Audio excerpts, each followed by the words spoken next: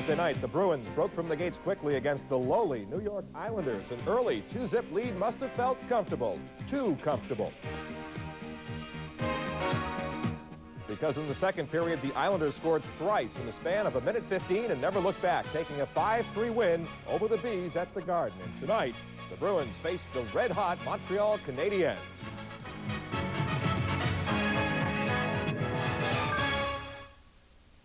You're looking live at the Forum in Montreal, which, once again, has turned into a nightmare for the Boston Bruins. Well, good evening, everyone. Welcome to Boston Bruins Hockey on TV 38. I'm Walt Perkins. You know, just when you thought it was safe to count the Bruins among the living, they fall flat on their face against the New York Islanders, the team with the worst record in the National Hockey League. And tonight, it's the dreaded Canadiens, who have lost a total of 3 of the last 31 games that they have played. And that has vaulted Montreal from last place in the Adams division to first with a 19-point cushion over the second-place Boston Bruins. And Boston, with a 16-16-9 record, is 5 points better than third-place Buffalo. Hartford and Quebec rounding out the division. A lot of Bruins still out with injuries, of course. That includes left wing Nevin Marquardt, who will join us tonight between periods. Nevin had a chance to talk with Yuri Chamulyev of the Soviet Red Army team when they visited the Boston Garden on New Year's Eve day. That and a lot more coming up tonight, but right now it is time for hockey. So let's go back to the Forum here with the play-by-play Fred Cusick and Derek Sanderson. Thank you, Walt. The Montreal Canadiens truly are on a roll, Derek, no question about that. And most impressive on a western swing that they just completed, and now they've had a couple of days rest. They beat Los Angeles, Edmonton, Calgary, and Vancouver in order. I think that's the most impressive part of their season so far. And you can really look at this. They've been rolling right along for such a long time. He may be a little contented with himself. You have a difficult situation where the Montreal Canadiens have no star. And Bobby Smith, I know, is their point scorer, the big leader, but he's only got 1 goal in the last 11. And what they've really done it with is depth. Every line throws a consistent attack. Their defense is consistent, and their goaltending's been good. So it's a solid team effort. They went out to the West Coast against the big guns in the league, supposedly. Handled them with no problem. Glenn Sather spoke highly of them and said the key word to the Montreal Canadiens was that they're very patient, and they're waiting for their chances. And one more in their record, though, Quebec Nordiques. Their record there, 1 win and 3 losses. Well, they didn't play well against the Nordiques. The Quebec Nordiques having kind of a dismal season, and they've really been getting up for the Montreal Canadiens. The last time out, Montreal won, so I think that's going to be turned around. Well, for the Boston Bruins, young players, I'm impressed with Greg Hogwood and his offensive capabilities. Hogwood is such a confident player. He's not cocky. He's very confident. He knows he's very good with the puck. He knows how to pass it, and he never panics when he gets it. His stature doesn't bother him because he's learned to play with that. All his life he's had that problem. So in a game with big guys, Greg Hogwood just moves the puck very adeptly. He Karen passes the puck better than anybody I've seen. Off the boards to a teammate, and when he's in trouble, he shoots it out in the air. Very consistent, very heady. And that's the long cheer you hear for the Montreal Canadiens who are coming on the ice here. So the fans are really up for it. But the Bruins have some supporters, too. Dan Pranker of Amesbury Travel. They handle all the Bruins travel arrangements. He's brought 400 up here. Well, not only that, but there's thousands of them, I guess. People have been, like last summer, after Christmas, this is a game that's on a Saturday. A lot of fans. I got a million messages, Fred. So if things get slow, we can say hello to everybody back in Boston. But the people are here, and they're in support. Now we got the fans in the Montreal Canadiens. They haven't seen their team in a couple of weeks since they've been on the road. Well, those boos for the Boston Bruins are coming on the ice. Speaking of the Montreal Canadiens, the guy who's been a glorious part of their history, and he's at his peak right now at age 37, Larry Robinson. Larry Robinson, not a pretty skater, not a smooth skater when he came into the league. I mean, I played against him. That's how long ago it was. He's just an astounding athlete. He does everything so well, very steady, very sure of himself, and he's just like the Mississippi River. He just keeps on flowing right along. Well, that's right. You think about Larry Robinson. You played against him. Bobby Orr played against him, and here he is still rolling. And he's still here. So you got to say to yourself, you take care of yourself, and the body takes care of you.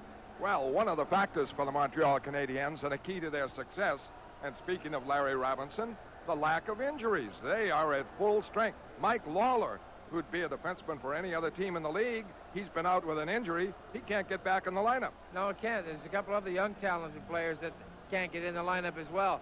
They have a situation here where everybody's healthy, the team is flying, and nothing negative has happened to the Canadiens yet this year. So hopefully we can start something tonight. So their new coach, Pat Burns, has done an outstanding job and will be set for action. We'll be back with the opening faceoff in just a minute. TV 38 Sports presents Boston Bruins hockey, brought to you in part by New England Telephone. We're the one for you, New England. New England Telephone. By Budweiser, Beached Wood Age for that clean, crisp taste. This Bud's for you. By your local New England Volkswagen dealer, where you can test drive an exciting new Volkswagen and experience German engineering the Volkswagen way. And by Delta Airlines. We love to fly, and it shows.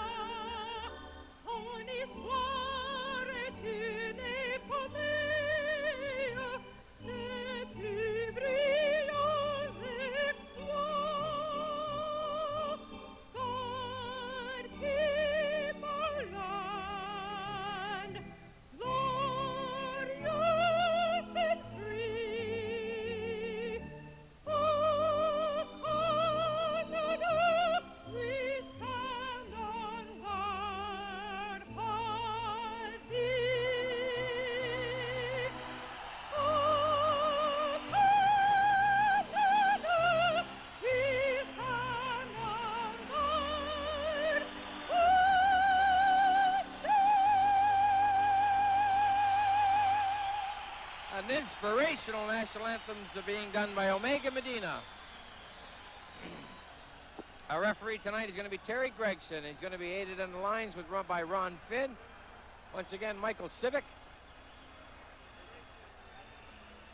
The referee in front, I think, is getting much better in the last month or so. Andy Moog is going to be in goal for the Boston Bruins once again. Playing extremely well of late, all season long, to tell you the truth. Probably the best goaltender in the league right now. Critically, he spoke out against the fans, getting on Reggie a little bit. Not deserved. In goal for Montreal, you're going to have Patrick Roy. Or Roy, as I'd like to say, but Patrick Roy. Okay, we're underway with Roy in the nets, and Ray Neufeld gets it for Boston and clears it in. Acquired in a trade with the Winnipeg Jets.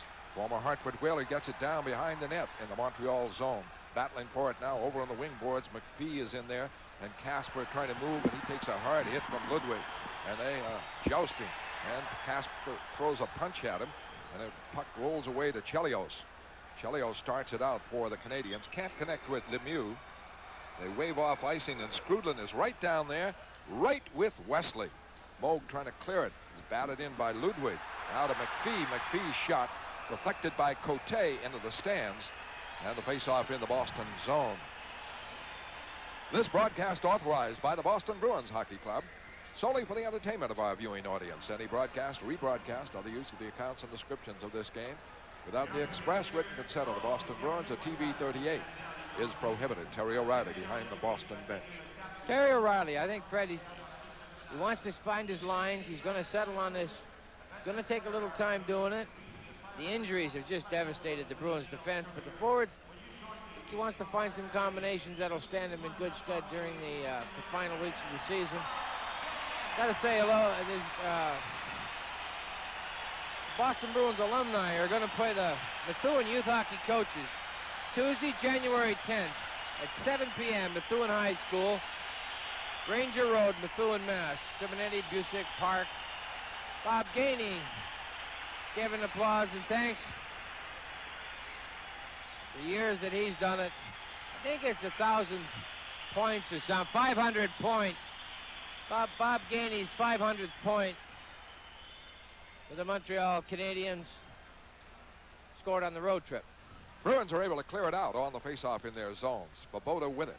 Off for the veteran Rick Green, former Washington Cap. Looking for Gainey, but it is blocked by Kental, and breaking out Janney from Neely over the line. Janney across Looking for Galley, trying to cut in. It bounces near the net, taken by Svoboda. Can't move it out in front. Joyce almost capitalized, couldn't do it.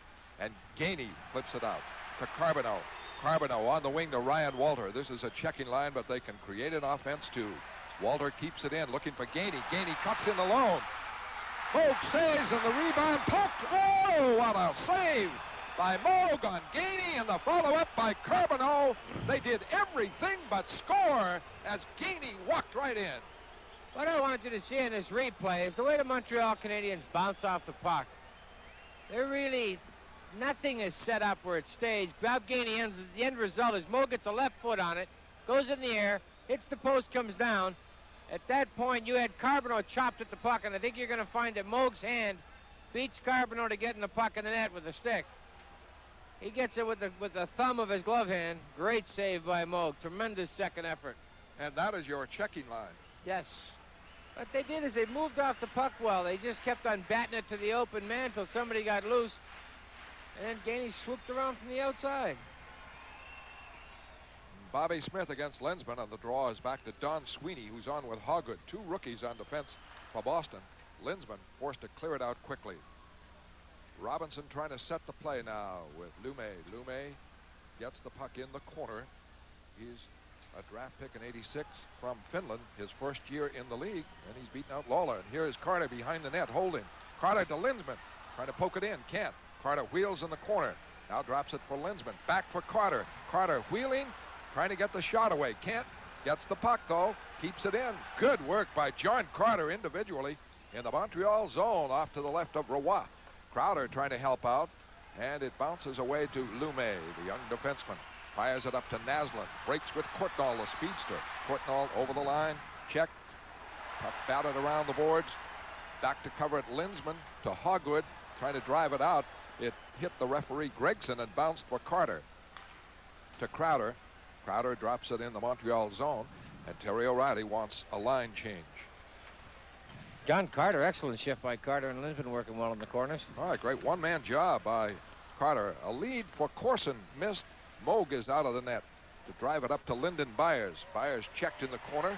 Alain Cote wraps it around. Corson and Byers colliding. The fans buzzing about that. Here's a pass to Byers on the right wing side. He's over the line. Holds, shoots, and it's blocked by Ludwig, who dropped at the right moment. But Byers keeps it in around the boards. Battles Chelios. Bob Sweeney, who missed a couple of games with the back spasms, is in there, gets it away for a breaking Brickley trying to move in, and he's ridden off by Ludwig. What an outstanding defensive defenseman Craig Ludwig is. Canadiens are forced to clear it against Martinson. Drives it down. Wesley pokes it back into center ice. It floats back to Ludwig. Ludwig drives it away for Richer. Stephen Richer, the big shot. He's by Brickley. He's deep on Wesley. Checked by Wesley. Bruins trying to clear it. Can't. Ludwig keeps it in. Into Richer off wing side to Martinson. Around the boards. It is Chelios keeping it in. Shooting, and a great stop by Moog. 50-footer there, and Richer is belted down. I believe Bob Sweeney wrapped him hard, and the fans react to that. They don't like it. Chelios showing speed over the line. Turns Galley, goes deep. Forced to the boards, and Galley get back on him. Bruins started back. A fast pace set by the Canadiens. Well rested. In deep, Galley hitting, and it's Kental moving it up to Burridge. Burridge is hit on the play. Bruins trying to work it out, and it's Chelios trying to tie it up. He does. Face-off called. Score, Boston nothing, Montreal nothing. Back at the Forum in just a moment. Montreal Canadiens have had 5 days off since the Western swing, and Derek, the pace is very fast. Bruins would like to slow this down, I think. And that's the way to play it at this point. Just dump it out and play solid defense until they get regrouped to the tempo that's more in line with the way they want to play this game. And the Canadiens bumping two, and McPhee gets it off to Lemieux. Wrist shot in on Moog, makes the save, clears it around. He has made a couple of great stops, but it is back to Green. A shot right in from 55 feet, and a save by Moog. Galley wheels it out, connects with Neufeld. Neufeld over the line. Play is called offside. 15:33 left here in the first period.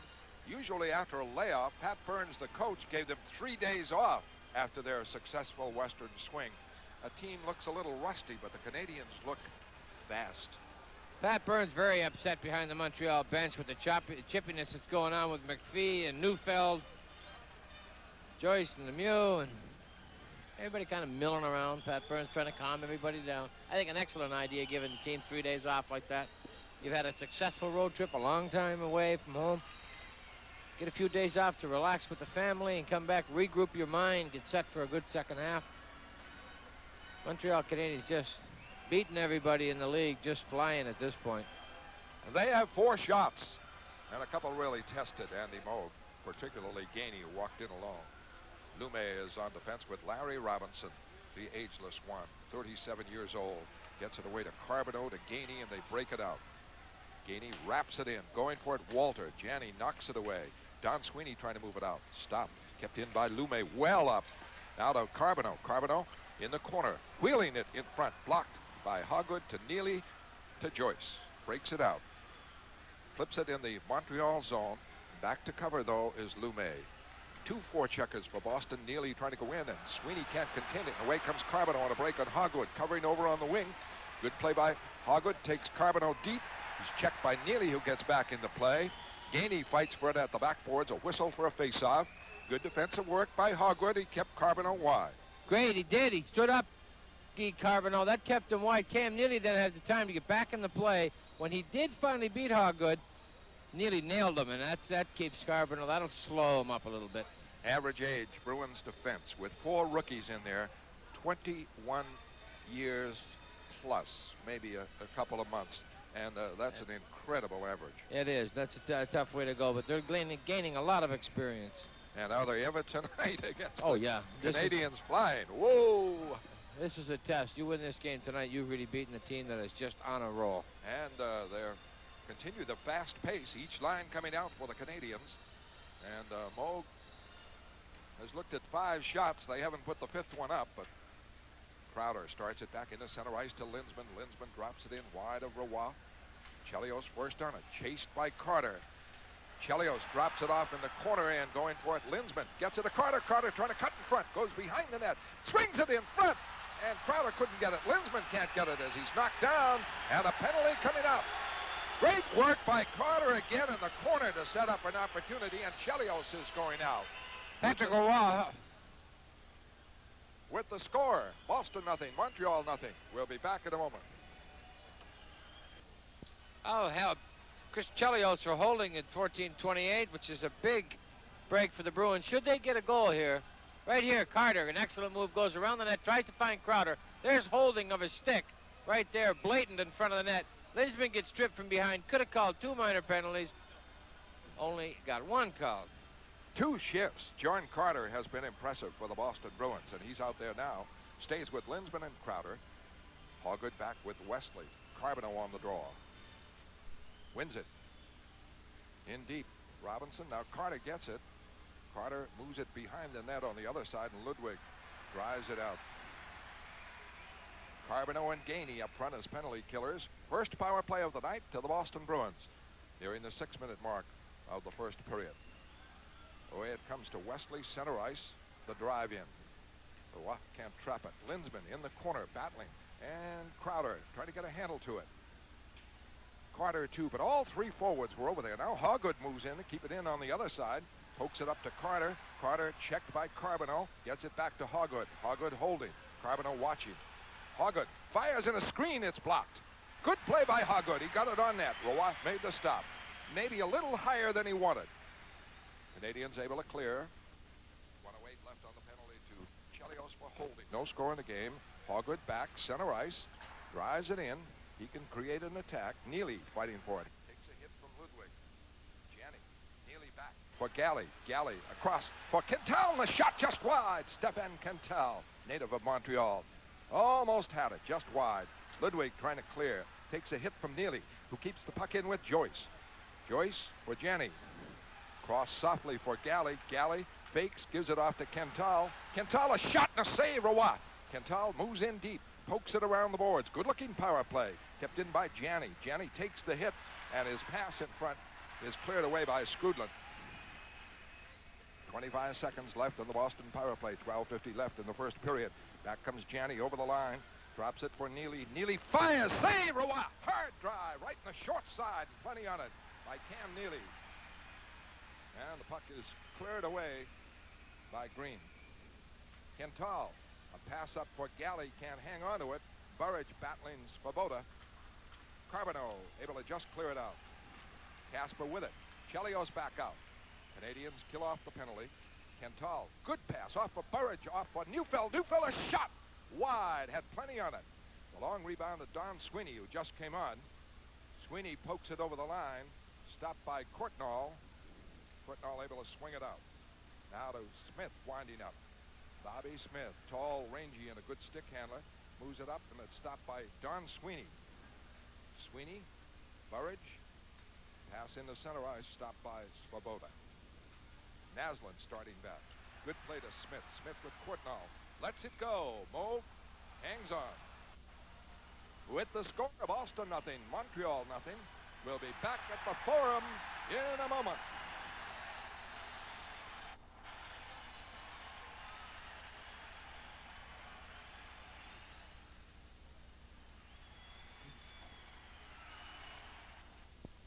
Well, there's a little commotion in front of the Bruins net after Moog made that save. Here's a Calgary goal. Doug Gilmour back in Calgary. He's going to get a goal here to put the Flames ahead if they're going to roll it. This is kind of spot action here. Make sure you can pick it up. Slide across from Mullen to Doug Gilmour. Great little play by Mullen. But Neufeld, anyway, Neufeld was in front of the net, and he ended up punching Russ Courtnall down after Courtnall caused some confusion. I thought it was going to be matching penalties, but obviously not. Wesley hanging on, delaying things, and finally gets it to Alain Cote, who drives it down to the Montreal end. Power play for Montreal. They killed off a Boston power play, and now the Canadiens on a power play. The shots are 5 Montreal, 2 for Boston as the Canadiens break it out. This is Naslin's pass, stopped by Cote and driven all the way down to Roy. But credit Burridge with that. He bothered Naslin. Away comes Svoboda now. Off for Smith. Smith moves to the corner. Wesley after him behind the net. Still going with it. Naslin has it. Naslin watched by Casper now to Smith, who wheels it across in front but couldn't put it on net. Svoboda with it. That great reach of Smith helped his Chelios a drive. Deflected high and wide. The rebound. Burridge able to tap it away from the onrushing Svoboda. 1:03 left. Canadian power play. It's up for Smith with Naslin as the Bruins change up. And a good play by Quintal. Broke it up. Gets it out. And the Bruins almost broke on that one. Chelios just got it away. It is a dazzling Naslin over the line, trying to move in. He's broken up. The follow-up kept in by Lemieux. Lemieux in the corner, broken up, and the puck cleared away by Hoggood, by Svoboda. 40 seconds left. Svoboda forced to wind up Brickley and Bob Sweeney. Don Sweeney. Hoggood. Chelios now to Svoboda. He wraps it in. The pace continues fast. Moog one arms it around for Hoggood. He can't clear it out. Kept in by Richer. A booming shot. But Bob Sweeney got a piece of it. And it's into the stands. Excellent penalty killing by the Bruins. So far, so good. The Bruins handling it very well. Greg Hoggood all over the building, trying things, upsetting the flow of the Montreal power play. They're not used to having somebody skating into their setup, and Richer ended up with an individual effort with a big shot and ended up put it way up in the stands. Stephen Richer would be a 50-goal scorer, but Pat Burns believes in team play, and he has disciplined him. And Richer has to learn that, and he's done it very well too. He's playing within the confines of their system. Don Sweeney able to clear it out. Good speed. He got to the puck and fired it away. Don Sweeney out of Harvard, called up in the emergency. Started the season with Boston. Now winding up Courtnall, a speedster. Clears it in, but right on the stick of Hoggood. Hoggood clears it out again. And the penalty is up. Neufeld is out. Bruins killed it off nicely. Richer is over the line. Pass broken up. Lumet follows up, keeps it in, shoots wide and high.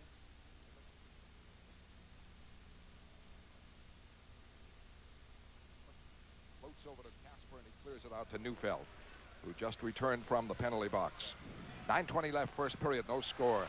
Richer gets by Burridge over the line, still has it, moves in deep. Corson going with him behind the net, fought for. A battle there. Don Sweeney comes out with it. Good pass up to Burridge. Didn't just fire it out to Neufeld. Neufeld drops it in the Montreal zone as Terry O'Reilly wants a line change. 9 minutes left in the scoreless first period. Lume winding up for Montreal. Up the boards. Crowder trying to contain it. Runs into McPhee. And a heavy, heavy collision there between those two wingers, McPhee and Crowder. Long pass by the Canadiens, and Kental able to get the deflected pass. Carries it behind the Boston net. He's one of the 20-year-old defensemen and rookies. Good pass away to Carter, who collects. Carter off for Galley. Galley over the line. Holding, moving well. Shoots, save! Oh, what a stop he made. And Gary Galley, who made a tremendous rush for Boston.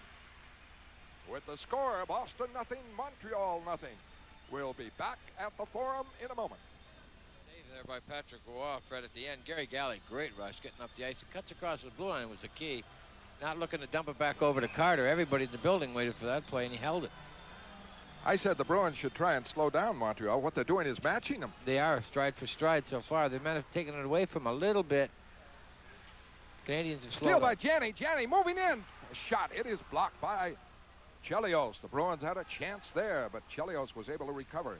Back comes Gainey.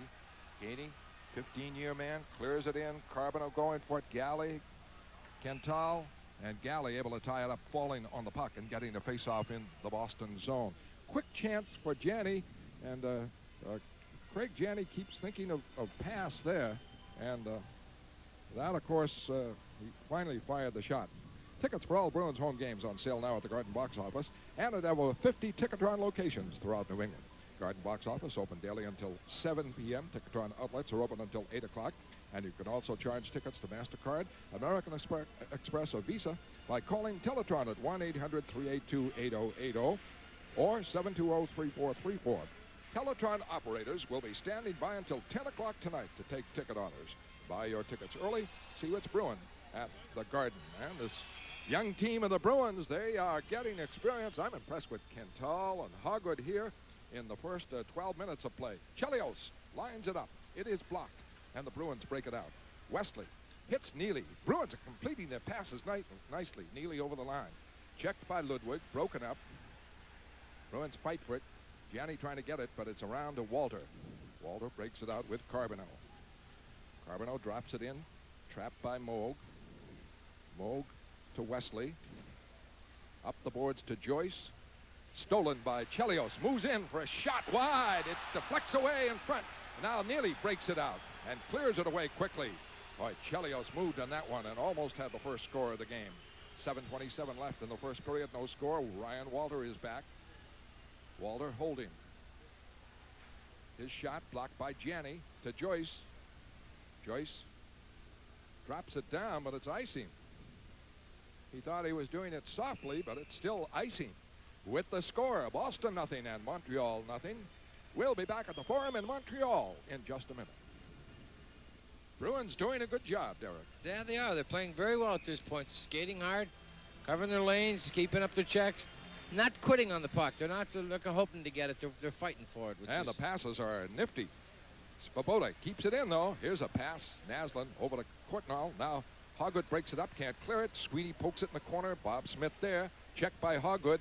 And big reach, but floats away to Brickley. Brickley out.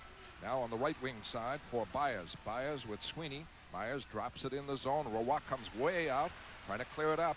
Kept in by Sweeney. Back for Hogwood. Screen shot wide. Low that time. Don Sweeney on the other side keeps it in for Boston. Into the corner. Rick Green battling Byers. Sweeney. They feed it around to Svoboda. Out for Naslund. Quickly to Smith. Smith hit by Bob Sweeney, but gets it away to Green. But the Bruins have slowed down that vaunted attack of Montreal, and they get control again, and Don Sweeney breaks it to center ice and flips it in as Boston changes up. 6:15 left in a scoreless first period. Naslund catching the line change is broken up quickly by Casper. Bruins playing an excellent game here as Svoboda gets control now. It's up to Smith, stopped by Casper, kept in, wheels in, and the shot is blocked. He was checked all the way by the long reach of Smith. Galley back for Kentel. Kentel holding, passing. It's blocked.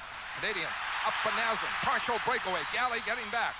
He stops, looks for help. wheels it back in, but the pass is wide, and Casper gets back on it. Bruins, good two-way skating. Out comes Burridge.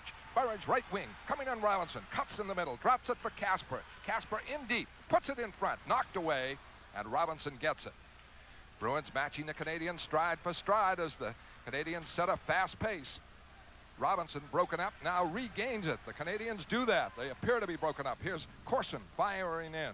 Martinson gets it, deflects it in front, and just holding the corner was Moog. That was one of those dangerous shots from behind the goal line that could have deflected in, and Moog just got the skate there. Martinson, they're a resident tough guy. He's just got a little bit of a shot in the back of the head. He doesn't know who did it to him. Corson's just... He scored 3 goals in the last 30 games, the regular shift.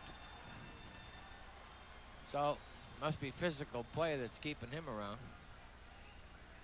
And Gregson calling penalties here. Corson won, and there'll be a Bruin going out too.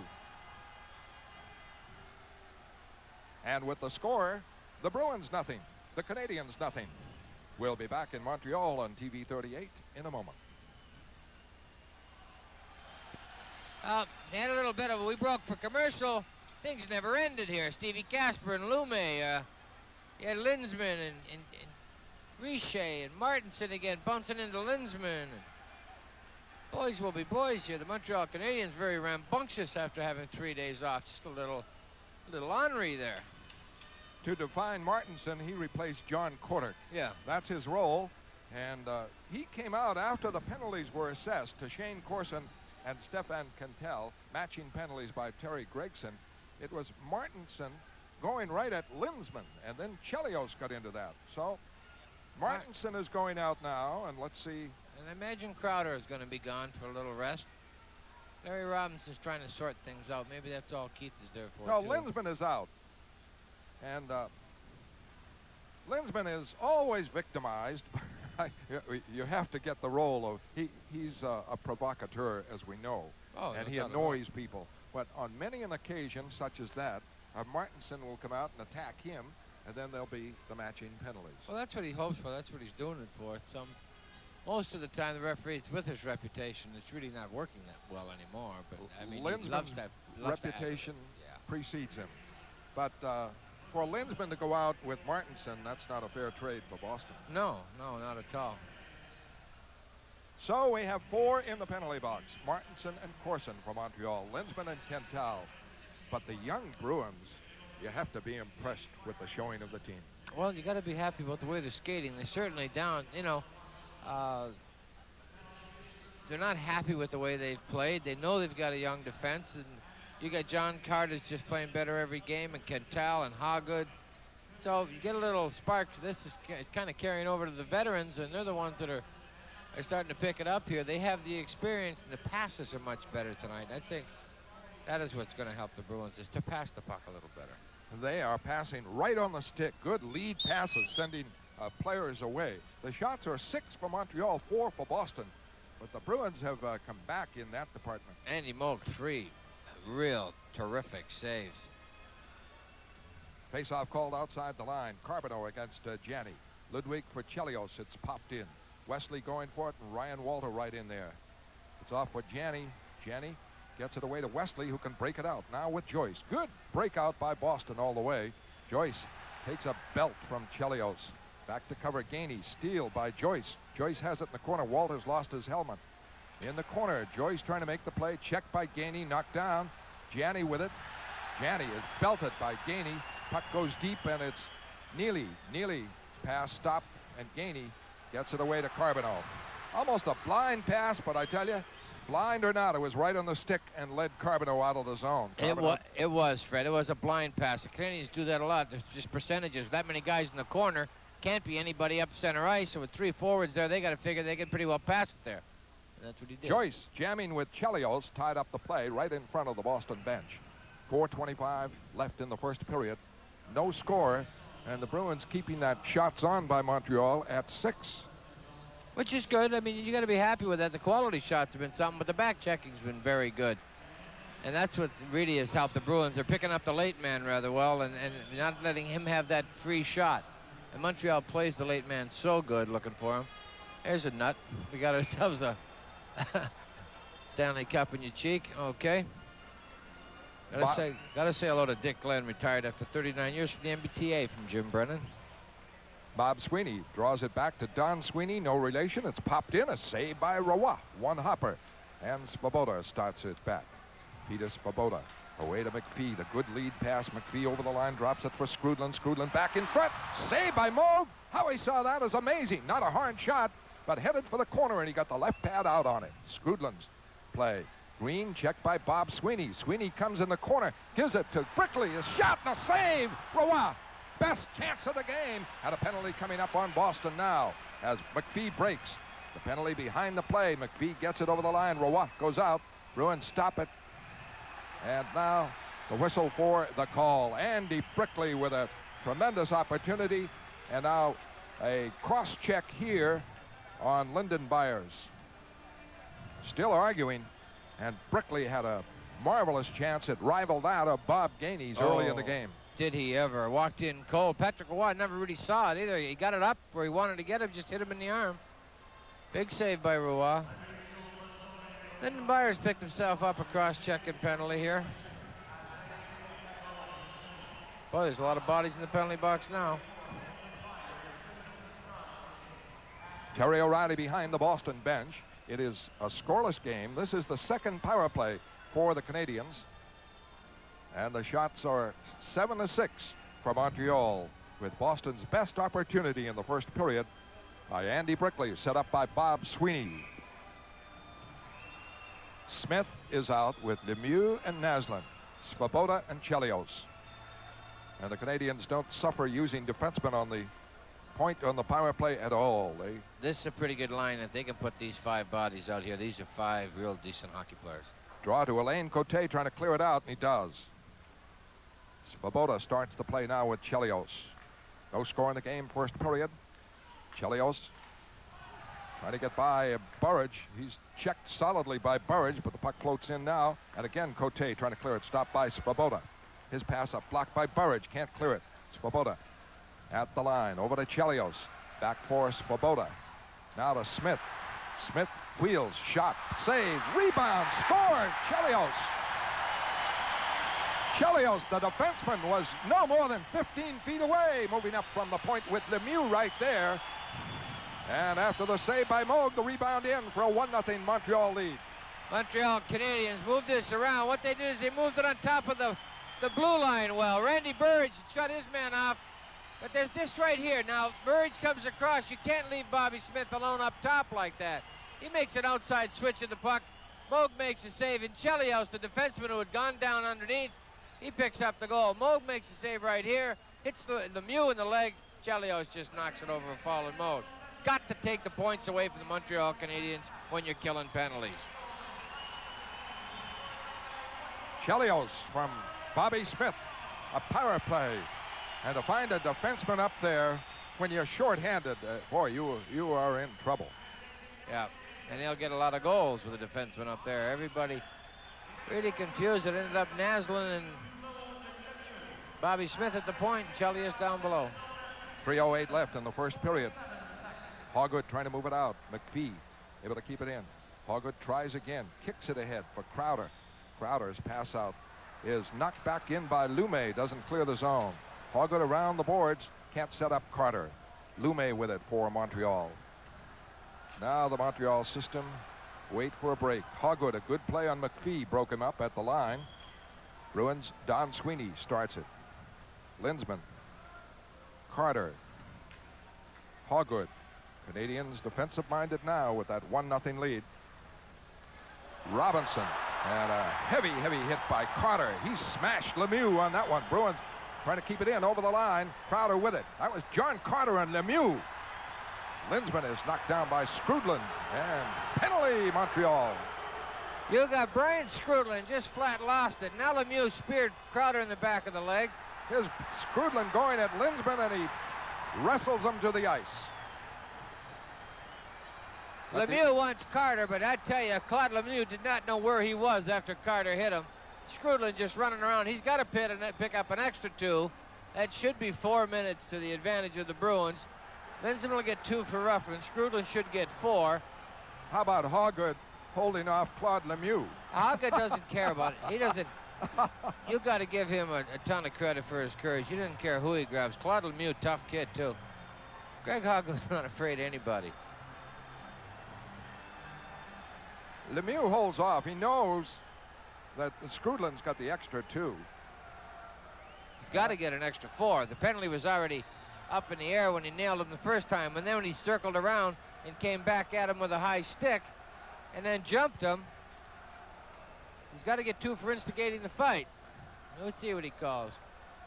Claude Lemieux gets just leveled by John Carter. Lindsman is still out there, so you're right, Derek. 4 minutes to Skrudland. I thought quite possibly Lindsman getting the stick high might be effective. Right there, great check by Carter, clean check. Now Lindsman circles around. He goes farther up. I mean, that wasn't where the play came in. No penalties there. It was down deep in the corner. Skrudland, after the fact, you're going to find it right here, maybe. Skrudland's going to high stick. That's the check. That has nothing to do with the penalty. The penalty goes down in the other end of the building. Lindsman goes in to get that puck after it was dumped back. Skrudland took a high stick and Lindsman nearly took his head off. Then circled once he knew he had the penalty, came back at him and jumped him again and got himself 2. Kenny Lindsman held on. Boom, 4 minutes.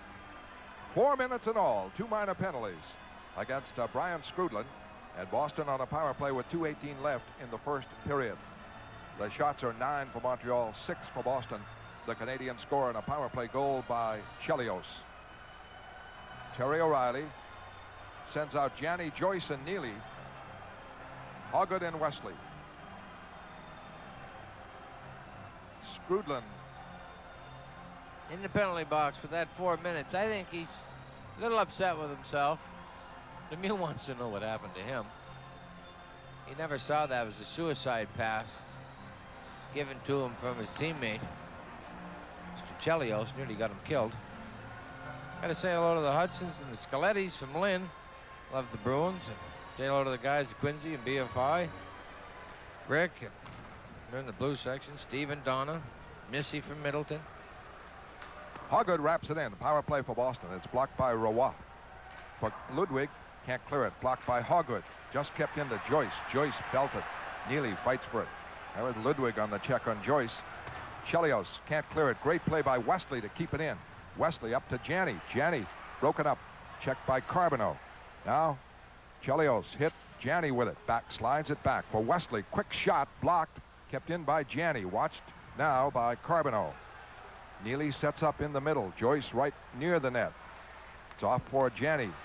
Janny, a pass for it. Neely redirected it, but wide. Janny in the corner. And Joyce. And heavy hitting there. Power play for Boston. Looking for the equalizer in the game. Neely, Janny trying to make the play. Carbonneau broke it up and cleared it out. 1:23 left in the first period. 1-0 Montreal as Hoggood starts it back. Clears in. Roy trying to break it out himself. Knocked down by Crowder. Now taken by Chelios. Chelios broken up quickly. That was Carter again in front. Rolls back to Hoggood. Hoggood a screenshot. Tipped wide. Penalty coming up. It is on Boston. Penalty on the Bruins. And McPhee breaks it away with 53 seconds left. Going deep. Trying to cut in front. And he's just broken up by Wesley. And now the call that will nullify the power play with 48 seconds left in the first period. I think it's going to be Lindsman for holding in front of the net. Silly penalty. Lindsman out with 48 seconds left in the first period. You get aggressive. See, Kenny Lindsman wanted to kind of just bother somebody and not throw him off stride. The Bruins are moving the puck a little bit better down below with John Carter, who's going behind the net.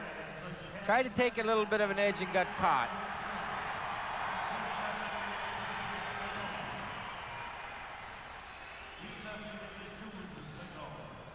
Face-off coming up in the Boston zone with 48 seconds left in the period, and Lindsman out for 2 minutes. Skrudland overall has 2:30 left.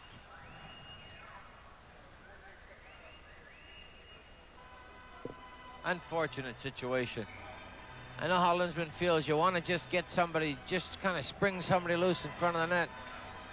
Take a quick tug at somebody's shoulder. Well, Linsman is closely watched at all times by all officials. No doubt about that. Bob Sweeney with Bob Smith. Smith on with Gainey, Green, and Svoboda. Pat Burns thinks of defense by having Gainey out there, and Bob Sweeney rushes. Pass off with Don Sweeney. Don Sweeney over the line, sweeps it in deep. Each team short a man. It's taken over by Svoboda. 30 seconds left in the period. Svoboda into center ice. Carries over the line. Drops it off for Smith. Smith wheels in the zone with that long reach, able to control it with good stick handling. Fakes a shot, gives it to Green. Green shifts, moves in, and the shot is deflected wide and out of the zone. And Rick Green, you think of him as a stationary defenseman, made a great move and walked in on Moog that time. Shot deflected wide. Now with it, Green holding it, time running out in the period. And the period ends with the only score, a power play goal by Chris Chelios. The shots were 9 for Montreal and 6 for Boston. After one period for Montreal, the score, the Canadiens 1 and the Bruins nothing. Back to the studio, Walt Perkins for our first intermission. Okay, Fred, when we come back, we will chat with Bruins left winger Nevin Marquardt, and John Pearson will join us and break out the telestrator, so stay with us. 1-0 in favor of the Canadiens. And joining me now in studio is Nevin Marquardt, the left winger of the Bruins, who is still recuperating from a pulled abdominal muscle. What's the latest with the injury? Well, Walt, they worked on it a little bit yesterday, did a little work on the groin. And right now they're just trying to make it a healing response come out of the muscle. It's an injury that isn't too good, but we're working hard on it. We're trying to get some kind of response out of it. You and I talked a little before we came out here that the groin muscle is a key muscle for a skater. A skater certainly uses his groin a lot, and for me, it's been a lot of trouble trying to put a lot of pressure on that groin. During practices, I seem to be able to go out there and not put a lot of stress on it and not have any trouble with it, but I went down to the minors trying to get back into shape, and in the game, unfortunately, hurt it a bit, and so we're back a little bit as far as progress. But I think that if I keep a good attitude, things should come around in the next month or two. Rest probably the best medicine in this case? Well, it's the best medicine. It's probably the hardest medicine to take. Yeah. Well, the injury kept you out of the game against the Red Army team, the Soviet Red Army team, but it also allowed you to exhibit a little détente of your own. Yes, I spoke with a Russian player, and it was a lot of fun, to meet them.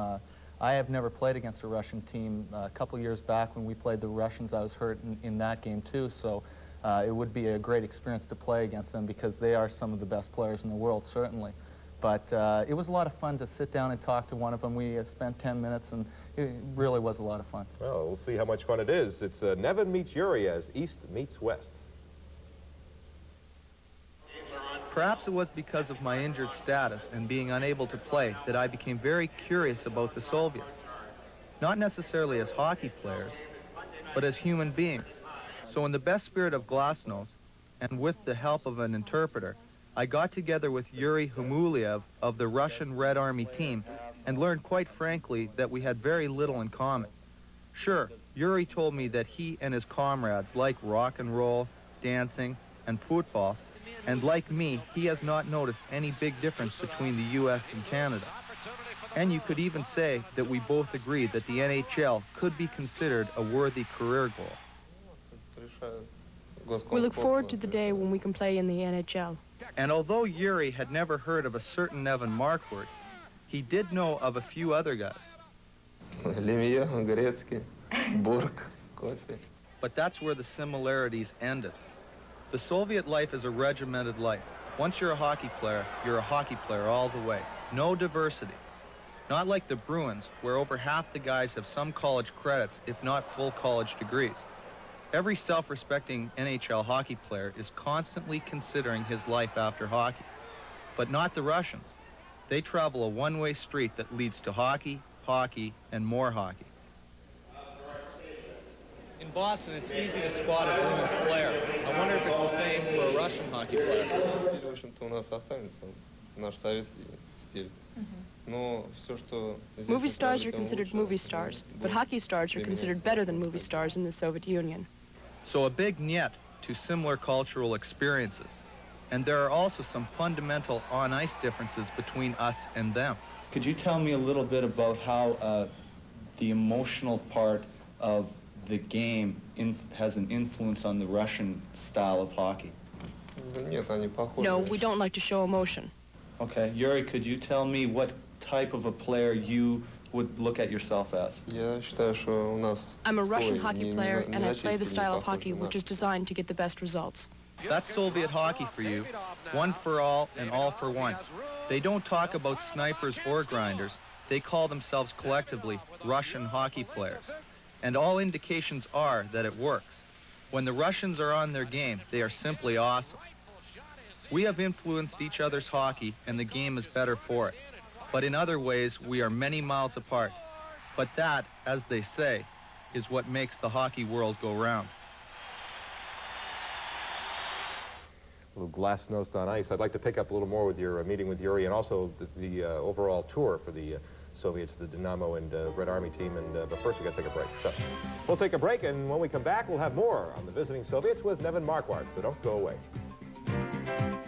This meeting with Yuri Chamuliev of the Soviet Red Army team, and Dynamo Riga beat Minnesota today 2-0. So far in the 14-game tour, they're 5-5-2, dead even. How do you think the Soviets would fare in an 80-game NHL season?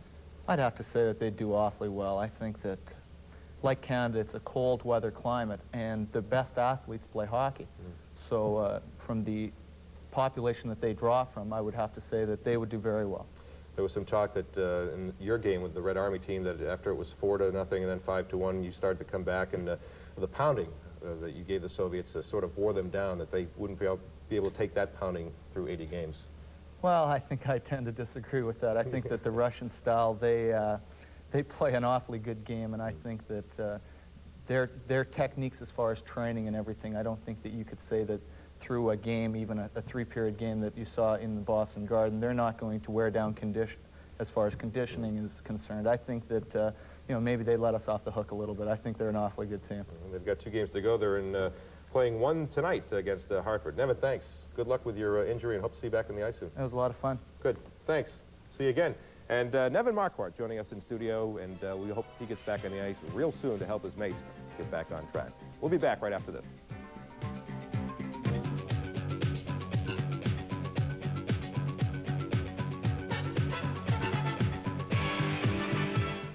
It's always a pleasure to say John Pearson joins us now for his thoughts in the first 20 minutes at the Forum. John, not much time, so why don't you take it away? Well, I tell you, Walt, discipline to the fundamental system that a team wants to play is extremely important in any sport, and especially when you're not playing well in hockey. And the only goal of the game, first period, was scored on the power play by the Canadiens. And as we roll this along, you'll see the Canadiens pulling the Bruins over to one side to get them out of sync and out of balance of the box formation. And the good passing. Chelios finally will get the goal. He's at the top of your screen, right-hand corner. In front, Lemieux misplays it, but Chelios right behind with the backhander. We're going to show you what we mean from our second angle. Now, hold it right there. You have 4 Bruins here. 1, 2, 3, 4. Now, the box formation should be in this relative position, if possible. And as this rolls, you'll see Bobby Smith take a pass from Svoboda. He's wide open on the far side, but what happens right here, the defenseman, Cote, has to come out to take Bobby Smith, really the forward's position. He should be in front of the net, so they're getting out of sync and they're starting to run around. And we'll let it roll here as the play develops. In front now, Lemieux is all by himself, nobody in front of him but the goaltender. And Svoboda has the puck originally. Chelios sneaks in from his point position and has the net all to himself and throws it in the open corner. Bruins running around, Walt, too much in that particular juncture. And that's what I talk about in terms of discipline. You've got to stay with it, regardless of the situation. Sometimes you get too over-anxious to get the play developing and to get on the puck, and it cost the Bruins a goal. They played a pretty good first period, except for the power play goal. Big save by Andy Moog early in the game on Chelios, and then the follow-up by Carbonneau. Well, Bob Gainey. Gainey, I'm sorry. Yeah, and that was another case of Bruins running around, allowing the Canadiens to get those extra scoring opportunities. Bob Gainey is a real pro. I mean, he can develop scoring opportunities. And Andy Moe came up with 2 beautiful saves, you're right. 2 big saves. All right, well, the first few minutes of the second period should be interesting. Still a few bodies in the penalty box. So let's go back to the forum now. Second period action, Fred Cusick and Derek Sanderson. Thank you, Walt.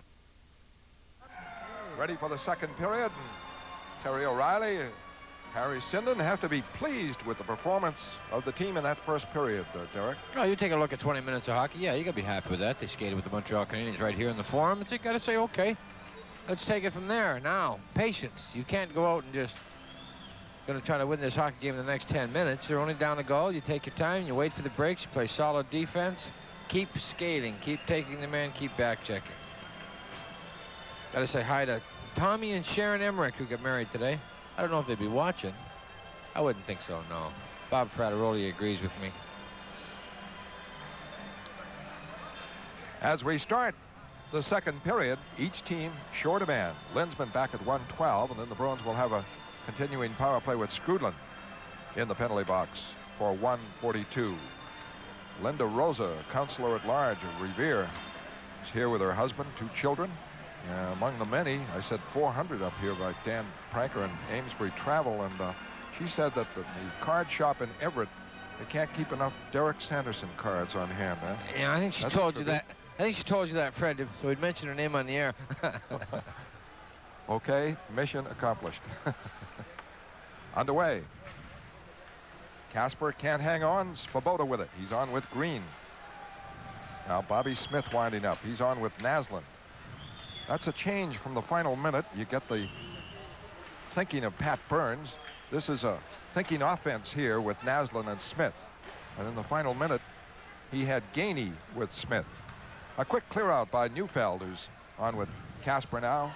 Alain Cote, the 21-year-older at right defense. The 20-year-older, you have to realize Wesley's just 20. He's at the other defense position. Naslund now cutting. Can't move in. The Bruins had the line well guarded, so he starts it again. He's checked by Wesley, and it's picked up by Cote. Cote, a long shot wide. The rebound, Neufeld can't get it. Just knocked away by Svoboda. In 18 seconds, Bruins will have a power play. Naslund holds over the line, wraps it in. Mowgli for Gary Galley. Good pass to Janney. Bruins are doing that. Janney can't make a good one to Neely, though. Neely has to chase it into the corner, and Ludwig there. Broken up by Neely. It is covered by Chelios, though. Chelios able to hold it away. And the power play in effect now. 23 seconds left. Canadians alert to it, knew that they could clear it. And winding up is Galley. He's on with Hogwood. A power play for Boston. Good pass. Galley to Hogwood. He breaks. Coming on Ludwig. Over the line. Holding. Still holding. Now into Janney. Janney holding. 5 seconds left. Janney back for Hogwood. Hogwood holds. Fakes Carbonneau down. Puts it across in front. Knocked. Neely. A shot and it's blocked. Oh, Bruins had a great chance on that one. All set up by Hogwood. Skrudland is back out now as the Canadians survive. And the play offside at the Boston line. Gainey in ahead of it. Hogwood made a beautiful play, held against Carbonneau, who was trying to flake it. We got it back to Calgary. We're going to have Doug Gilmour going to get his second goal of the evening. Moving around, Joey Mullen once again back in the slot, but on the outside, the pass comes across to Gilmour. Another great one from Lanny McDonald. How would you like that setup? Gilmour had 2 empty netters. Derek, I know. You'd love those. You get 24. Somebody makes a great play, and you got the hole in that. Looks so nice. Nice, clean mesh. Red post, and you just slide it in. Hoggood, beautiful play holding on Carbonneau. Carbonneau blocks a lot of shots, and Hoggood put it in front, and Neely had a big chance on the Bruins opportunity. Linsman trying to move in, and he's hit by Lemieux, and the play is called offside. John Carter offside on the play, and a little bit of jousting, and of course Linsman mostly in the center of things. John Carter, they're going to change the line. Byers coming out with Brickley and Linsman. And I figured they would come out with Martinson. You mentioned before that he doesn't play the... Oh, we got the... Little cheeseburger? I have no idea what that is. Martinson and Byers. You mentioned earlier Pat Burns had never done anything like this, Fred. You were give him a little commendation for doing it right. Byers, the line was changed. He sent out Martinson strictly for that purpose. And away they go. Martinson and Byers are off. Generally, Burns has not messed around with that. Said, Yeah. hey, here's my team. We'll score. Never mind the fighting. He got rid of Kordic, who was... well, Kordic, I understand Kordic challenged him in the dressing room, like, you know, just, what are you doing? You got to play me. And he intimidated Perron, and Pat Burns says, you're not going to do it to me, and got rid of him. Speaking of Jean Perron, he's now the coach of the Quebec Nordiques. The Bruins play the Nordiques, and a story today out of Toronto that Perron is, who is very much in command of the operation, wants to trade Goulet. Here they go. Byers and Martinson. Wants to trade Goulet and Peter Stastny.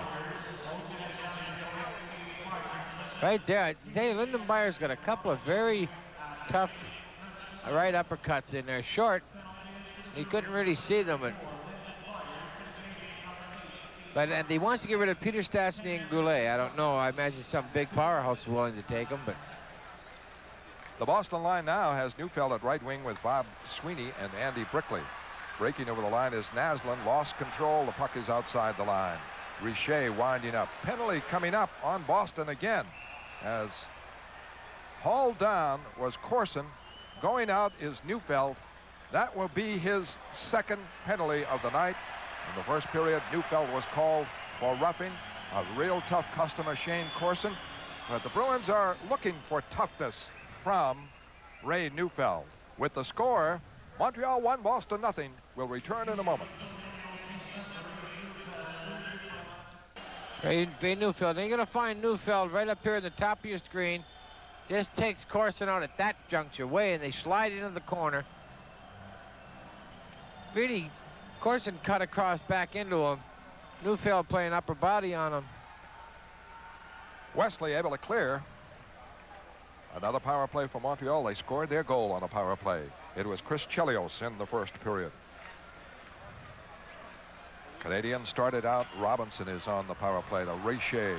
Richer going deep with a beautiful shift. Puts it in front, knocked away. And right on the stick of Wesley. A kind of a bitted shot in front of Moog. Around it went. And right on Wesley's stick. Right at the crease. Richer hit. Trying to bounce away. His hit broken up by Casper. Burridge went at him, and then Casper. Well, what he did is he telegraphed that he was going to pick it up and go end to end, and that's when Burridge and Casper both lined him up. Here he comes on the other side. The shot is blocked by Wesley. Into the corner. Richer gets away from Wesley. Now checked by Wesley. Wesley trying to work it out. Can't do it. Kept in by Corson.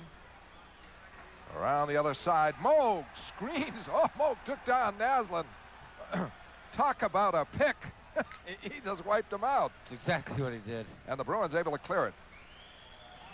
Brickley is on now with Casper. 50 seconds on the Canadian power play. Robinson hit by Casper. Steal by Brickley. Brickley over the line. The quick shot. And it is blocked by Lume, the rookie from Finland. Canadians start back. Lemieux lost it. Bob Sweeney able to clear it. 30 seconds left on the Canadiens power play. Winding up is Lume. He's playing a point position with Robinson. It's 1-0 the Canadiens. 4-minute mark of period number 2. Bobby Smith starts it back. Swooping over the line. Gets it to Lemieux. Lemieux drops it. Svoboda wheels, shoots. A diving block by Brickley. Knocked it out of the zone. Great play by Brickley on Svoboda. 8 seconds left on the power play. Lume to Smith. Smith coming on Hoggood. The long reach helps him. Gets it to Svoboda. Bruins are back, but Svoboda moves in deep. Goes behind the net. Checked by Hoggood. Bruins trying to tie it up there. Neufeld back out. Can't get control. Don Sweeney trying to wrap it out. Does. And the Bruins can organize as they kill off the penalty against Neufeld, and the Canadiens without a shot on Moog. Svoboda chased by Joyce. Now to Walter it goes. To Smith. Cleared in wide. Handled by Moog. Covers up on Courtnall. And gets a whistle from Gregson at a face-off to the left of Andy Moog. Canadiens 1, Bruins nothing. We'll return to the Forum on TV 38 in a moment. Calgary breaks up a play here. You're going to find Fleury picks it out, turns along the high slot, just slaps one. Grant Fuhrer just missed it. 45-footer. 5 minutes played. Quintal trying to clear it out. It is stopped by Courtnall. Slides it in deep. Going for it, Carbonneau. Broken up. Quintal starts it away. In the center ice, can't get control. Courtnall wheels it back in. Quintal, he is on defense with Gary Galley. Now to Neely. Neely is checked by Carbonneau and can't move in the corner. Finally gets it free to Gary Galley, who had a marvelous rush and scoring chance in the first period. Great stop by Roy. It's out to Neely. Neely to Janney. Janney along the line. Clearing in. Roy clears it around the boards. Gainey and Quintal go for it. And Neely. And Svoboda. Gets it free to Green. And it's cleared. Galley away to Quintal. Now to Joyce. Joyce, right wing, over the line, coming hard, going deep on Svoboda. Stops, cuts. Checked on the play by Carbonneau and Svoboda. All the Bruins in there. Janney trying to get it. He's puts it in front, knocked away by Roy. Kept in by a shot here by Wesley, and it's deflected high over the net. Janney fights Carbonneau for it, then puck picked up by Svoboda for Courtnall. Courtnall away to center ice. Gainey wheels it back, hits Courtnall with another of those blind passes, and the shot is blocked by Moog. Plenty of steam on that one. Lensman moves it to center. Can't make a play, though. Courtnall back. A lead for Skrudland, bearing in. The shot scores! Skrudland from Courtnall to make it 2-0. Wow. What a fluke that was. I mean, not the shot itself. Just a broken play at the blue line. Everybody for the Bruins going offense. Kenny Linsman lost track of the puck. Gave up on it, and Skrudland gets the pass from Courtnall. He just blasts one. An excellent shot off the far post. 2-0 Montreal. Brian Skrudland. Courtnall made the pass. Puck sitting on edge, just drifted it in. That's a backbreaker. You just don't get to come back on Montreal Canadiens these days when you're down 2. This is not one of Ken Lensman's great nights. No. Puck is cleared in all the way to Roy, going for it. Lensman trying to set up Crowder, and he's belted down by Ludwig. Lensman took a hard hit. Carter fights for it in the corner. Gets it in to Crowder. Crowder trying to make the play in the corner now. Wheeling back in for Carter. Carter in front. Knocked away. And Crowder trying to get it. Can't. Moving in. A tip pass by Lensman. Tried to put it in front. Couldn't do it. That play set up by Cote. Bruins battle in deep. And it's Crowder knocking down Lemieux. The Bruins go furiously into the corner battling. But Skrudland gets it. Can't clear it out. Lensman fighting for it. Lensman puts it in. But easy for Roy, who makes a cover-up on that one. Good shift there by Kenny Linsman. And it is Montreal 2, Boston 0. We'll be back at the Forum on TV 38 in a moment. We're back in Calgary. The roof is falling in on the Edmonton Oilers. It's a passing the puck around here. A little dump back to Al McGinnis, number 2. Waits, snaps a wrist shot off. Grand Fuhr not having his best season in goal. They wish they had Andy Moog back now. Line change by Terry O'Reilly's got Neely out with Bob Sweeney and Brickley. And Neely closing in. Holds, puts it in front, and it's knocked away. Boy, Bob Sweeney right in front. Don Sweeney pokes it in deep. Robinson with it. Robinson starts it away. Good pass to Naslin right on the stick. He drives it in the corner. Courtnall going for it. His shot deflected wide. The rebound, Neely. The clear out, and Lumi, the rookie, gets it. And he hits Courtnall on the move, over the line, into the corner, gets it away to Smith. Smith wheels, fires in the corner. Rebound back to Robinson. A shot, a kick-out save by Moog. Lumi keeps it in. Lume putting it right in front. Moog, a big stop on that one on Bobby Smith. Neely starts it away. A good shift. Breaking with Bob Sweeney. Goes deep on Robinson. Goes behind the net. Robinson now breaks him up. But it is kept in by Galley. Can't convert it. Now Burridge does. Has Casper open. Casper, shot, blocked by Roy. Oh, big save by Patrick Roy on Casper, who came in wide open. What a great play by Randy Burridge, and a tremendous shift by Cam Neely. Larry Robinson, it took every bit of of talent he had and experience, Casper just never got the stick on the puck the second time. Unfortunate. Great play from Burridge. Gets it across over the stick of Lume. Watch, Casper just doesn't get it up. Brouillard down. He could have had him upstairs, just never did. Tonight, right after the game, TV 38's Movie Love presents 9.5 Weeks. That's 9.5 weeks. Don't miss sexy Kim Basinger in the role that made her famous. It's the sizzling 9.5 weeks, immediately following tonight's game here on TV 38's Movie Love. Casper on the draw. Bruins digging hard after going down 2-0. But the Canadiens, Svoboda breaks it out now. Drops it in wide. Moog slaps it away. Not out. Green kept it in. Moog trying to move it away. Can't. And it's knocked back. Moog blocks it. Richer fights for it. It's in front. Away from Corson. A whistle here. Net dislodged. No, I think he's going to say that Andy Moog had it frozen on the side of the net. Face off in the Boston zone. A very quick whistle. Yeah, was it ever. And the Bruins could use that. The shots at 12 for Montreal. And for Boston, 10. The Bruins with 4 in this, the second period. Right here at the side of the net. Going to try to bounce it off his leg. Montreal notorious for scoring goals like that. Moog's got it. They poke it loose and slap it out front. Corson wasn't there from McPhee. But the whistle was blown dead. Back for Galley now. 2-0 Montreal. Up for Burridge. Burridge away to Casper. Casper breaks with Crowder. Over the line. He's broken up by Green. The follow-up by Kental. Pokes it deeper. And Richer is hurt. And he collided with Gregson. They're both hurt. With the official. Terry Gregson and Stefan Richer. Richer has hurt his knee. Gregson is out cold on the ice. Just never saw each other, I guess. You got to remember, you got an official just flying out there as well as Richer. Two of them just must not have saw each other at all. It is amazing how well they keep away from the play, but this must have been a solid collision between the two. They are both hurt. Gregson's not moving. Jim Narragan is looking at Gregson. Richer is looking like it's his knee. He's all right. I think Richer must have thought it was another player. Maybe could have got a major penalty out of it. Now he knows it's a referee. He isn't getting anything.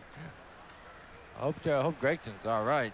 He's pretty shaken up down there. Well, they're asking for the doctor now. They haven't moved. It could be a neck. They take an opportunity to say hello to Paul, Zizza and Revere and Lily and Chief and Anthony. And you can get us on TV. There's the Bruins. They got some signs here. Karen, Kelly, Nikki from Cambridge, Mass. Pam Shepard, one of them, is recovering from an ankle operation. Couldn't make the trip. She's from Weymouth. Her friends are here. Want to say hello to her. Hello to the Martins and Medford and Malden from Gunther. A ton of people up here. Everybody got 32 messages. Terry Gregson joined the NHL in 1979, and he's from Guelph, Ontario. He conducted officiating schools in Italy, France, Netherlands during the off-season. And Terry Gregson, one of the fine officials. No question about that, and he is really he's hurt. Out of it here. The Canadiens team doctor is out looking at him. Jim Narragan looked at him first. Well, what he's got is the doctor's got a hold of his hand and asking him to squeeze it. Must be some kind of neck injury. His legs are not moving. He's conscious.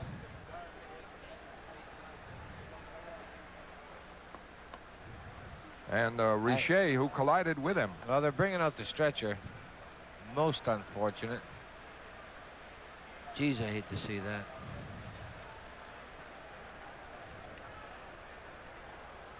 For the Montreal Canadiens, we're looking at the directory of team officials. The club physician is Dr. D.G. Kinnear. May or may not be the doctor on duty here. The stretcher being brought out for Terry Gregson. He's called a A very efficient hockey game. Montreal Canadiens able to score their first goal by Chris Chelios on a power play. Bruins had a great opportunity when Gregson called Skrudland for 2 minors, getting involved with Ken Linsman, and then Linsman nullified it by taking a holding call. It virtually wiped out the opportunity for Boston. Not quite, but the manner in which it came, it divided the 4 minutes. It broke it up, Fred. It was no longer intimidating when you had only 30 seconds to go to your even strength. Broke up a 4-minute power play and made it like a 2-minute and 30-second one. And that penalty coming right in the middle of it, so there was really no flow to it. Derek Gregson is hurt here. And now we'll have to have some improvisation. There is a chance, of course, that another official would be on hand, because this, of course, is a great hockey center. Maybe a linesman or a referee from junior hockey competition in the area who would be here that the National Hockey League could use. If not, we have seen games done by 2 officials, and we have Finn and Civic, and it would be Ron Finn, I'm sure, as the senior of the 2, who would take over the role as referee in the rest of the game. They don't want him to move his arms at this point, Fred. I think this is, I pray to God they're only doing it for safety's sake, that they don't want him to move at all.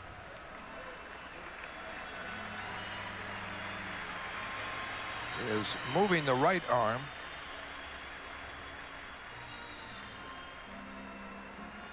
Terry Gregson, the referee, in a collision with Richer at the Boston blue line and on the boards. The boards might well have been involved, but we did not see it. It was away from the play, and Richer looked for a minute to be seriously hurt, but he could back up. But not Gregson. Now being taken out here, and a hush has come over the standing room this only building, crowd. and justifiably so. The game is played at such a furious pace. It is amazing that there aren't more officials involved with injuries. They do an excellent job of getting out of the way for the most part. So we have 11:10 left here in the second period. The Canadiens lead 2-0. Terry O'Reilly talking with Ron Finn, and we'll return to the forum in just a moment. I think they're probably going to go with just the 2 linesmen, Fred, not having an alternate here. And looks like Ron Finn is going to be your official, whether he puts on an armband or no. Ron Finn is the senior of the 2. He came in the league in 1969. He's been in 1,486 plus career games, and active in the Canadian Special Olympics. Ron Finn. No announcement yet, but Ron Finn will double up. He'll help out Civic as a linesman too. Yes. And certainly won't be adverse to any advice from Civic on penalties. No, but you have to have one man calling it. There is a dominant one. There's no doubt about it. There are those who my say, dad always used to say it's a poor job that can't afford one boss. So with 2 of them out there, one of them's going to be a boss. Ron Finn looks like Randy Burridge. He does. But Randy Burridge, pride of Fort Erie, is a little bit younger. Mr. Finn, 1,400 games. That's a lot of games. Casper out with Neufeld and Burridge, the Boston line, with Galley and Kentel. Green intercepts Neufeld's pass. Bruins fight to keep it in, but Svoboda with it. Bruins are gamely trying to forecheck now. Kentel wraps it in, and Burridge hustles in, and Neufeld. Around the boards, Casper and McPhee. But it is picked up by Corson. Corson able to wheel away from Galley, get it over the line to McPhee, intercepted by Burridge. Turns the net, starts it out, headmans it to Casper. Casper back to Burridge with Neufeld. Off for Neufeld, he missed it. Kentel follows up. Fires, save Roy, hangs on. Good rush by Boston that time, resulting in the shot by Stefan Kentel, who grew up Oh, just a few minutes from the Forum. Yeah, he's big here. Stefan Cantel. I mean, a lot of the guys, Ray Bork, Stevie Casper, and Cantel, all from this area. A nice shot. Randy Burge gave the puck a little bit too hard to Neufeld. Went through him, but Cantel was following up the play aggressively. Ended up with a nice shot. Stevie Casper all alone in front. No rebound came to him, however. Now they're on the telephone. Ron Finn wants to discuss something or other. John Ashley is the supervisor on hand. We saw him in the press box. And that's who he'll be talking to.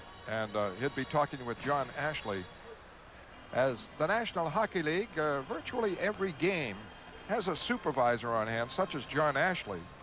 And he doesn't look at the play. He looks at where the official is, where he's stationed, what they do, how he operates. Right, but where did he call the penalty from? They have a diagram of the rink in front of them with the 3 lines, the goals, the nets, and the face-off circles. And they'll write where the infraction was called. They'll circle it. They'll put an X there and say, was it a good call, bad call? Was he in the wrong position? And every night they're rated. Cote a shot and a save by Roy. Drops and covers, no rebound. As Neely got it back to Alain Cote at the right point. He's on with Wesley. The Boston line is Janny, Joyce, and Neely. I feel that the Boston Bruins are a better hockey club when they're playing in short spurts, when they have a lot of face-offs. And they're a team that can jump off the diamond, so to speak, and get into the play really quick. Carbonneau wins this draw, and the Canadiens control. Chelios wheels it out to Gainey. Breaks with Carbonneau. Carbonneau over the line, left wing side. Going deep, puts it in front. Janny pokes it away and starts it back. Janny a lead for Neely. Neely, a long shot, a save, Roy. Rebound. It is Chelios. He's hit deep. The 2-4 checkers as the Bruins battle to get back. Trailing by 2. Joyce knocked down on the play. Finn lets that go. The Canadiens, Chelios trying to work it out. Stop. Neely has it. Neely drops it in deep. Joyce goes for it. Belts down Carbonneau. Best check of the night. And with it, Janny getting the puck. Joyce racked up Carbonneau on that one. Now behind the net, it is Ludwig taking it. And the Canadiens work it out to Gainey. Gainey to Carbonneau. Has Walter open. And Walter just missed the net. A time pass in front. He poked the stick one hand. John Carter trying to come out. And the Bruins forced to just clear it away. That done by Wesley. That was so dangerous, that play by Carbonneau. He delayed, and we just waited and threw it across the crease. Lensman trying to break. He runs into Robinson and goes down. Puck knocked back. Wesley starts it away for Boston. 2-0 the Canadiens. 9 minutes left, second period. Cote looking for Carter. Missed. In deep. Roy knocks it away to Claude Lemieux. The stocky right winger gets it ahead to Skrudlin, who scored the second goal. Skrudlin over the line. It is broken up by Hoggood, who starts it right back. Hoggood up the right wing side on Robinson. Has a trailer. Back for Don Sweeney. The shot blocked. Picked up by Linsman. Linsman wheels a shot. A save by Roy. As Linsman put that on from a tough angle. The rush was by the 2 young defensemen. And over the line, Casper. 2-on-1 with Carter. The shot, the save. And the Canadiens sweep it away. Robinson. Some big stops by Roy. Casper went for the shot. Back now comes Lemieux. That was a 2-on-1. Casper in deep, battling Skrudlin into the corner to the right of Moog. Still battling. Bruins up to 15 shots, 12 for Montreal. The Bruins digging in. Here comes Bob Sweeney, a lead for Brickley. Over the line, lets it go. Save by Roy. The long rebound is out to Lemieux. Lemieux to McPhee. McPhee checked on the play and stopped. Bruins start it back. Casper into center ice. He tested Roy. Came up with a big save. Back comes Casper deep. Trying to put it in front. Ridden off. Kept in by Galley. Battling Lumet. Smith with it. Gets it away to Lumet. 2-0 Montreal. 7:30 left in the second period. A lead for Courtnall. The speedster is over the line with Smith. Puts it on net. Oh, it's wide. It went wide. Naslund wraps it around for Courtnall. Courtnall checked, but Smith has it. Back for Green. Shot and a save by Moog. Moog gets the rebound of Naslund's. Drops it for Kentel. Out for Janny. Janny forced to just clear it. Green with it. 7 minutes left in the second period. And Roy has done a number on the Bruins as they battle to get their first score in the second period. Some good opportunities. Kental, good pass off the boards to Bob Sweeney, away to Brickley. Brickley clears it in the Montreal end. The Bruins changing up. Canadiens started back. Green to Courtnall. Looking for Svoboda off his stick into the stands. With the score, Canadiens 2, Boston nothing. We'll return on TV 38 at the Forum in a moment. The Bruins have defined themselves down 2-0, Fred, but they've taken the game away from the Montreal Canadiens. Patrick Roy has risen to the occasion on 3 or 4 instances that have kept them in the game. Janney out with Joyce and Neely. Wesley and Cote. Cote drives it in.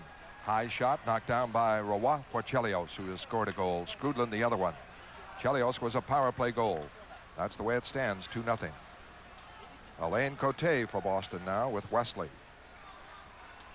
Away on the right for Janney, but he's covered by Gainey, who is back there as a third defenseman. Neely pops it over the line, and Chelios able to get it. Chelios winding up for Ludwig, missed it. Joyce has it. Joyce over the line, checked, bumped, keeps the puck, fires, save Roy again. Roy, big stop. Neely is tripped by Chelios. Neely back up, fights for it, out of the corner. Linsman in front, giving it off for Carter, and he can't put the backhander on. Carter wheels around, gives it to Don Sweeney, a shot and a save. Neely puts it in front. Roy able to scramble and get it. The Bruins all over the Canadiens, doing everything but scoring. Montreal Canadiens really back on their heels. Boston all over them. They're in desperation. Slapped it around, banged it, kicked it, stepped on it. However, the Bruins couldn't get a handle on it. Don Sweeney had a tough pass to handle across the net, but if he had gotten that one cleanly, he would have been in the net. Neely wants to give it a Carbonneau or Chelios. That is not friendly conversation, believe me. Bruins coach Terry O'Reilly is the chairman of the American Liver Foundation's Bid for Life. It's a fundraising event featuring an auction of items donated by Boston sports teams. Bid for Life will be held Sunday, February 5th at the Ritz-Carlton in Boston. Won't you please join the Bruins as they help raise funds for the American Liver Foundation. For tickets, call area code 617-332-1302. Face-off coming up in the Montreal end, and Patrick Roy. Tremendous job. 18 shots for Boston and 13 for Montreal. So the Bruins have come up with 12 in the second period. We have 5:37 left. One of their best periods, but they trail 2-0. Fans are quiet here. They're just starting to pick it up a notch now. The draw to Robinson. Now to Lume. Yorke Lume works it out. Rushes with a pass on the right wing for Lemieux. Lemieux and Don Sweeney go banging in the corner. Heavy action there. Around to the backboard. Hoggood spilled. They let it ride. And looked like it could be a penalty there as the Canadiens keep the puck in. Along the point, Robinson fires, deflected high. Canadiens still press. And now it is Crowder and Lemieux, and they're both going out.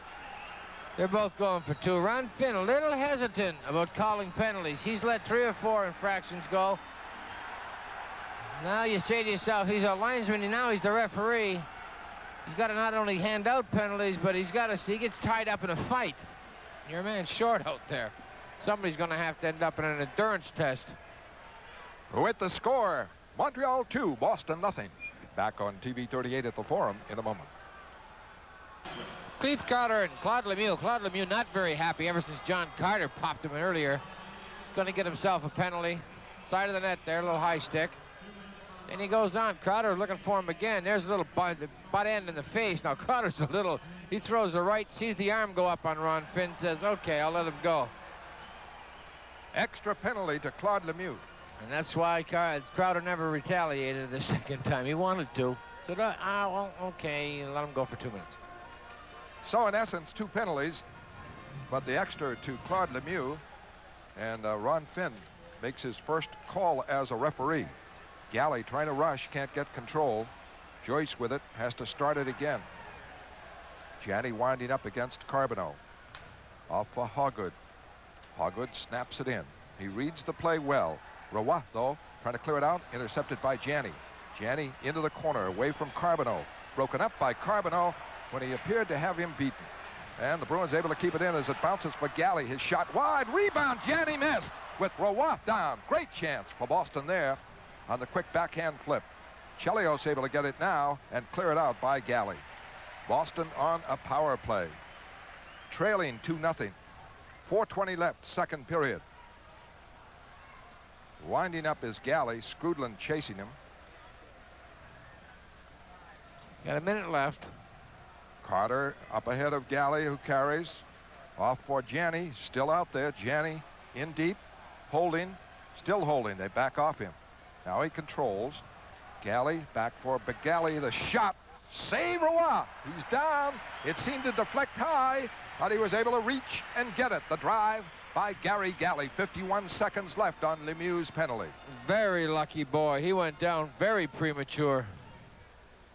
Gregson, Terry Gregson, right here, you're going to see this shot from Galley. It gets up high from the gun. He had just gotten down. Patrick Roy, mistake. He went down early and got lucky. Terry Gregson, report from the medical room is that he has a separated left shoulder. I kind of, I thought it might have been a collarbone. I knew it was in the neck area. I'm just glad it's only a separated shoulder. That's what I was going to say, Derek. All things considered. All things considered, the options there with a neck injury. Yeah, I'll take a separated shoulder.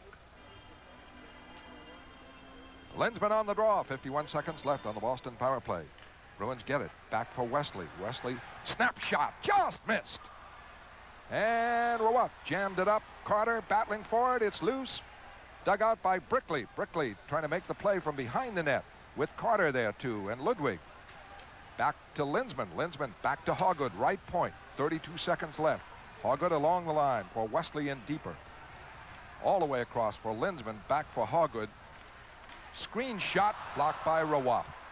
Bruins looking for a lucky bounce or break or deflection there. Didn't work. Back to Hogwood again. In for Wesley. That's too hard. Bounces for Brickley near the net. Broken up. Carter has it. 10 seconds left. Wesley keeps it in along the line. Flips it for Carter. Carter fires. Saved by Roy. Down on his knees, and he made the stop. Big, big save by Roy on Jorn Carter. The penalty is up. The Bruins up to 20 shots. They've had 14 in this period. Excellent period by Boston, but Roy has come up big. Around the boards, right point, Kental, a wrist shot. Deflected wide as it hit Neufeld, but not on net. Burridge fights to keep it in. Neufeld trying to get it, but it's Svoboda with it. The Canadiens had a long layoff, and maybe the Bruins can make that payoff. Even though they're down 2-0, they are carrying the play vigorously here in the second period. About 14-5, they've outshot Montreal. The long clear in, and Roy, the difference, lets it go for Svoboda. Now behind the net safely to Green. Green flips it up for Naslund. Naslund checked all the way by Casper, and the loose puck picked up by Richer, who collided with Gregson. Gregson, the separated shoulder. Richer over the line, trying to go it alone. And he's held off. The puck floats in. Around for Neufeld, can't get it.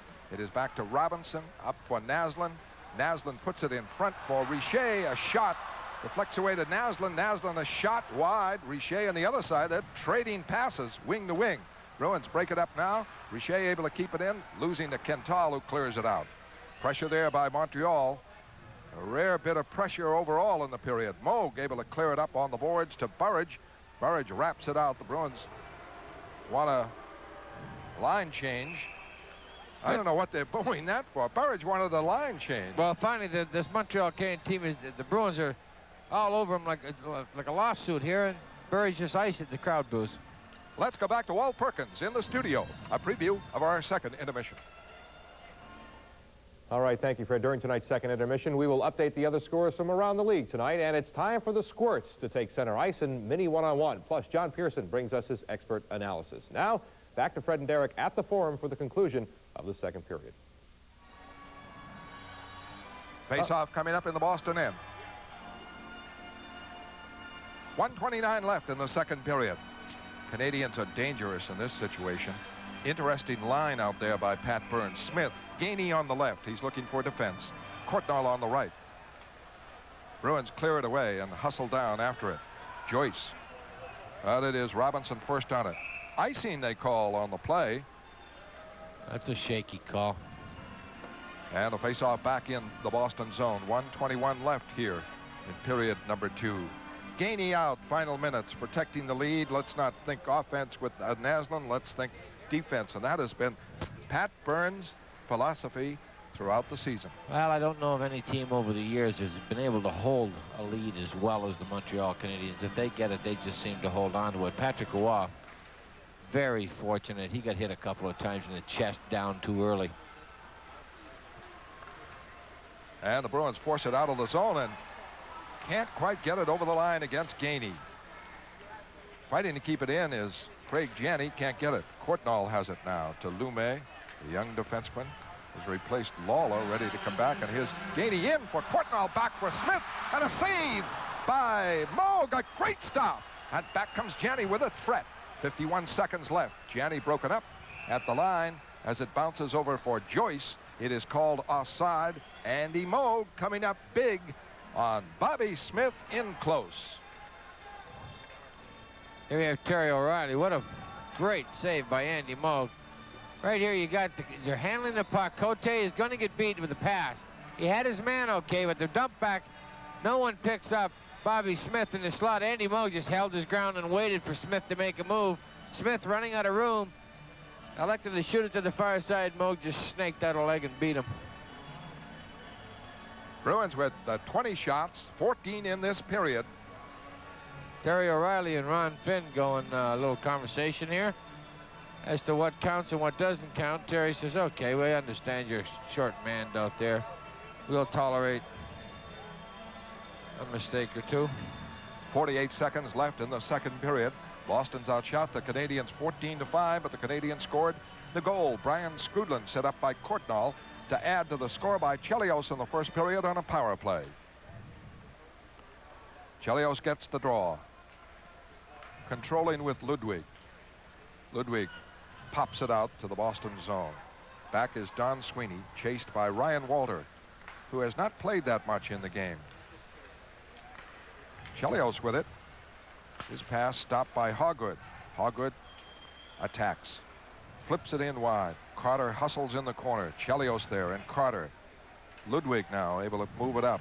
Trying to keep it in. Don Sweeney. The Canadiens get it and pop it out. Crowder covers for Don Sweeney. Gives it to Hoggood. Fires it wide. The rebound. Ludwig just able to get it. Bruins keep it in. Carter in front. Shot. Save.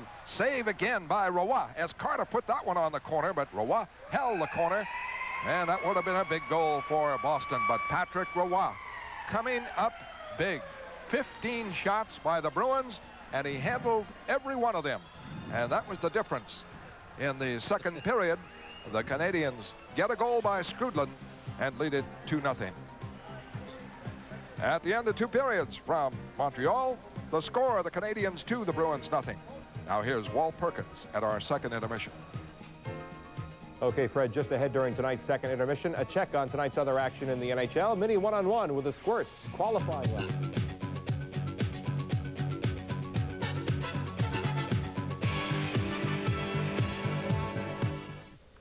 Well, the way Patrick Roy is playing in goal, the Bruins might need 9.5 weeks themselves to get a goal tonight. It's 2-0 after 2 in favor of Montreal. Once again, it is time to call on John Pearson to analyze the action first. John, a few more shots on net for the Bruins in the second period, but to no avail. Well, Walt, I thought that the Bruins played pretty well in the second period, especially in the last 5 minutes. It seemed to be getting some momentum going, so that may hold well for them in the third period. Who knows? But there wasn't the momentum and the continuation of the play in the second period by both teams that there was in the first. The first was an excellent, well-played period.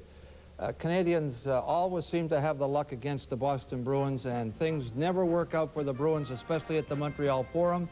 We're going to show you here the second goal of the game, but right here, this is a pass, Cote to Linsman. Nice pass, but Linsman took his eye off the puck as he put his head up. But what I want to show you right here are these two defensemen. Now, when the team is not playing well, I talk about the fundamentals. They are starting to move in this direction. Linsman will overskate the puck as we show you with the play rolling here. Does not know where it is at this point. Now, right behind him is Courtnall, the fleet right winger for the Montreal Canadiens, and we're going to hold it right there because Linsman should have had the presence of mind to do one of two things. Either to get his body in front of Courtnall to block him out of the play so John Carter, who came nicely off the boards, could pick up the puck. And this is the other defenseman over here coming through the center. He sees the breakdown of this play, should put on the brakes and hold his position right here on the blue line, because when you're not playing well, luck tends to go against you. And you'll see what happens as Courtnall, very fortunately, gets the loose puck, a nice little stick handling move, and Skrudland, right here now, we're going to show you Skrudland. He's the right winger. He's starting to get momentum to go down this side. Unfortunately, Cote, the defenseman, as we pointed out earlier, has started to come through center. Suddenly, you'll notice him starting to turn, but he realizes he's made a mistake, and it's too late. Skrudland moves down the right side. Wesley cannot catch up with him, and he blasts one into the far corner, but he got a big advantage, and we're going to show it to you right here. Here's the pass, Courtnall to Skrudland, going down the right side, and this guy can skate. He's a very strong skater. But right here, the puck is on a roll. It's on its edge. And of course, that helps the shooter, because when that puck is driven towards the net, it can do a lot of strange things when it's on edge. And Skrudland drives this puck on the side, and it looked like Moog might have had it, but he couldn't catch up with it, and it looked like it may have taken just a little dip, Walt, right at the end. And Bruins never seem to get that lucky break at the Montreal Forum against the Canadiens as long as I can remember, but they played pretty well.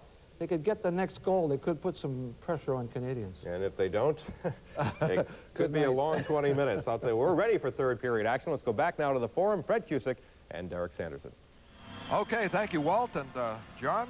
And we're ready for action with teams out there. And Terry Gregson, the referee, out of action, and Ron Finn calling the penalties, also helping out as a linesman, and Matt Civic, the other linesman.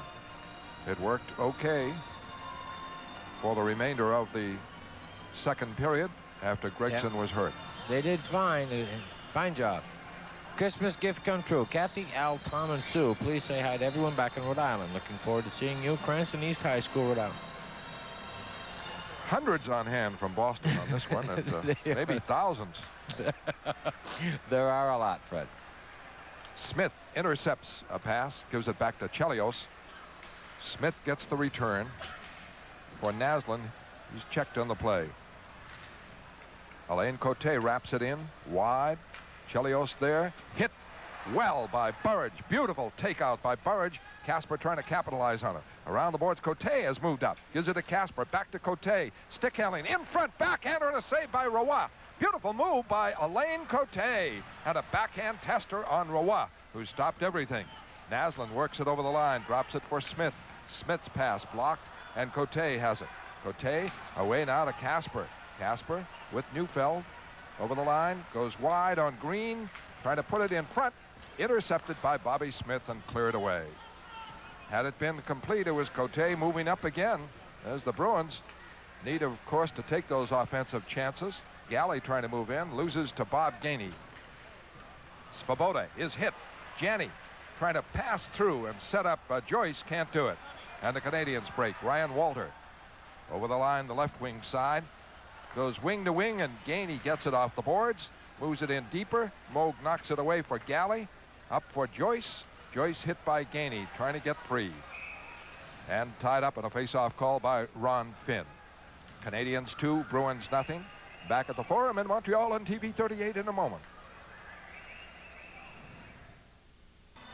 Oh, we saw a little offense from Alain Cote there. It was excellent, Freddie. Moved in, kept the puck in. And I like to see that from those young defensemen. Cote did that early part of the season. Just kind of tightened up defensively lately. Lumet, the rookie defenseman out of Finland, moves it in behind the Boston net.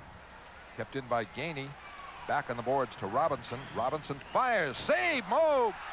And it's poked by Walter. He thought he had a score, and Moog covered up. And the Canadiens, that puck bounces for them. Robinson fired in. It was blocked. Then the rebound there for Walter. That's just confidence, Fred. You know, you gotta think the puck's gonna bounce for you. No one covered Robinson. He just wound up a normal shot, kept it about a foot high. Very dangerous for Moog to handle cleanly. And he's got to work for the Lumet right there in your screen. Playing well for the Canadian. Right here, it goes back in the corner. Lume gets hit by Galley, but no one's going to pick up Robinson, and there's Neely in the corner. The puck goes back to Robinson, who's going to wind up. Gets it through. Now, Moog's seen it. The poke right there, he just caught up with it. It was going in, he knew it was through his legs, and he just snuck his hand out and grabbed it. Great save by Moog. Draw to Hoggood. Hoggood winding up. Skates it into center ice. Passes off a Crowder. Crowder over the line into the corner. Checked by Robinson and hit hard. Fighting for it. Carter digs it free. Wheels it. Tries to get it in front. It is blocked. All the Canadians there, including Lume, the rookie defenseman, who carries it up and out. And over the Boston line. And checked by Hoggood. But Lume again attacking. Don Sweeney trying to clear it. Skrudlin covers for Lume at the right point. And the puck fed in. Bounces for Lemieux. Blocked by Hoggood. Out for Crowder. Crowder on the wing to Carter. Has to wait for it. Gets it over the line. Fires. Save. Roy. Rebound. Bruins can't get it. High hard shot by John Carter. Played an excellent game at left wing for the Bruins. Lemieux gets it over the line to McPhee. And it's tapped in the Boston zone. Winding up Don Sweeney. These youngsters on defense can lug that puck. Hogwood and Don Sweeney. Here comes a good play to Bob Sweeney. His shot off the blocker of Roy goes wide. The long rebound is Chelios. Stopped by Wesley. Wesley, a lead back. Bounces all the way in on Roy. Gets it away to Richer. Richer knocked it out. No, they say the Bruins keep it in. Now Civic finally calling it. And you can understand neither of the officials were on the line. There's a delay there, and it did look offside, the Bruins, and finally is called. 3 minutes played here in the third period. Goals by Chelios and Skrudlin, and the Canadiens in front 2-0. The Bruins have outshot them 24-16. We'll be back at the Forum in a moment.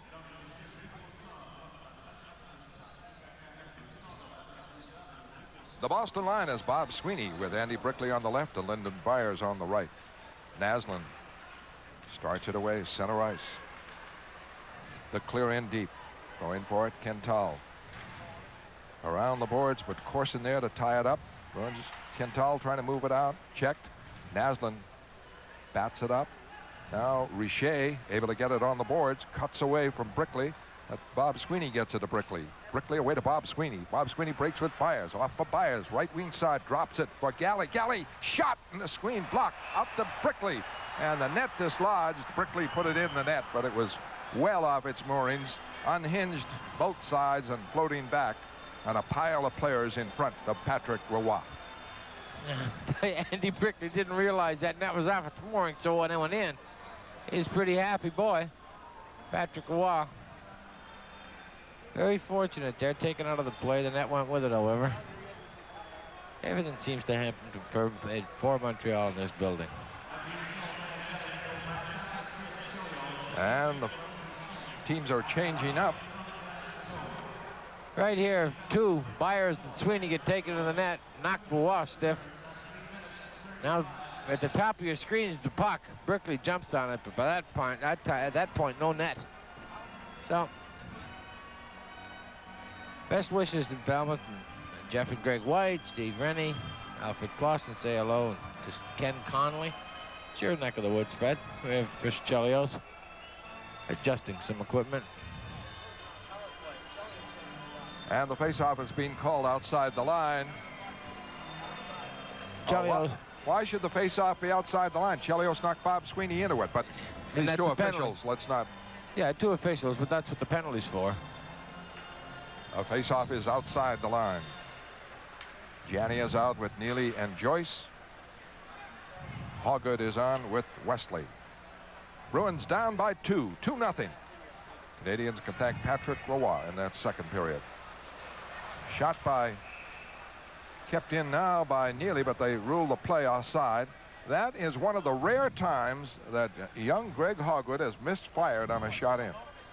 He has good control of that puck. He does. What he saw was the forward going in over the line, try to speed it up, and that's what the problem was. Just didn't have that extra. The puck was too far ahead of him, and when it is, you know, outside of your stance, you're hard pressed to get any wood on it at all.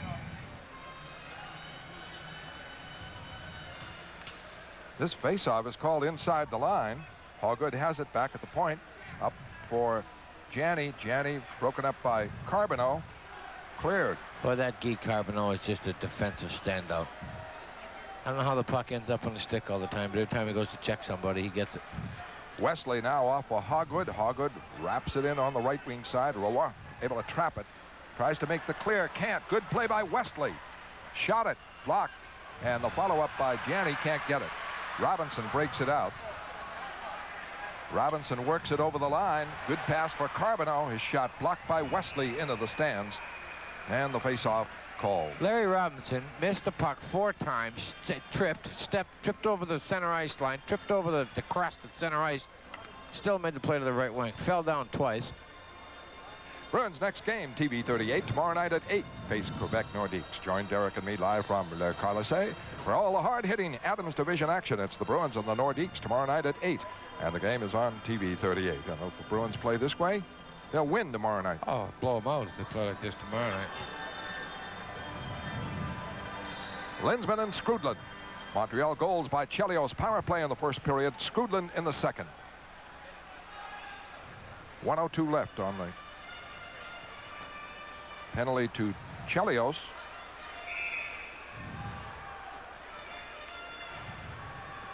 The puck is tied up on the boards by McPhee. He ate up a half a dozen seconds there. Mike McPhee, Bruin killer. He's had some great games against Boston in the last few years. Chelios out for the cross check on Sweeney. Linsman, Crowder, Carter. Kental is out there with Galley. And Rick Green with it. All the way down to the Boston end. Kental starts it back. Off for Galley. Galley away to Carter. Carter over the line. Bearing in. Stops, cuts on Green. Checked in the play. Puck floats to Skrudland. Safely to Svoboda. And he can't drive it out. He does now. Kental had it. Had to go to center ice. Gets it back to Galley. Not a good power play by Boston. And here comes Kental. Off now for Galley. Galley over the line in deep. Looking for Crowder. It's blocked. The follow-up by Carter. He's checked. McPhee trying to clear it out. Rolls it just outside the line. Driven back in by Kental, who broke a stick in the process. And the penalty to Chelios is up. 14:25 left. Third period. And the Bruins with not much of a power play. Yeah, they had to do something on that power play. That was shaky effort. Hoggett a long shot from center ice. That's routine for Roy. Bruins fight on the rebound. Neufeld trying to get it, but Lume, the rookie, gets it away. Up to Smith. Stopped by Hogwood. Hogwood right back for Burridge. He's trying to go barreling in. He's stopped by Svoboda, and Courtnall has it. Checked in deep by Casper. Casper gets it. Tries to put it in front. Can't. Hit the side of the net. Digs it again. Back for Neufeld. Can't control it. And Smith breaks out. Smith stopped by Hogwood.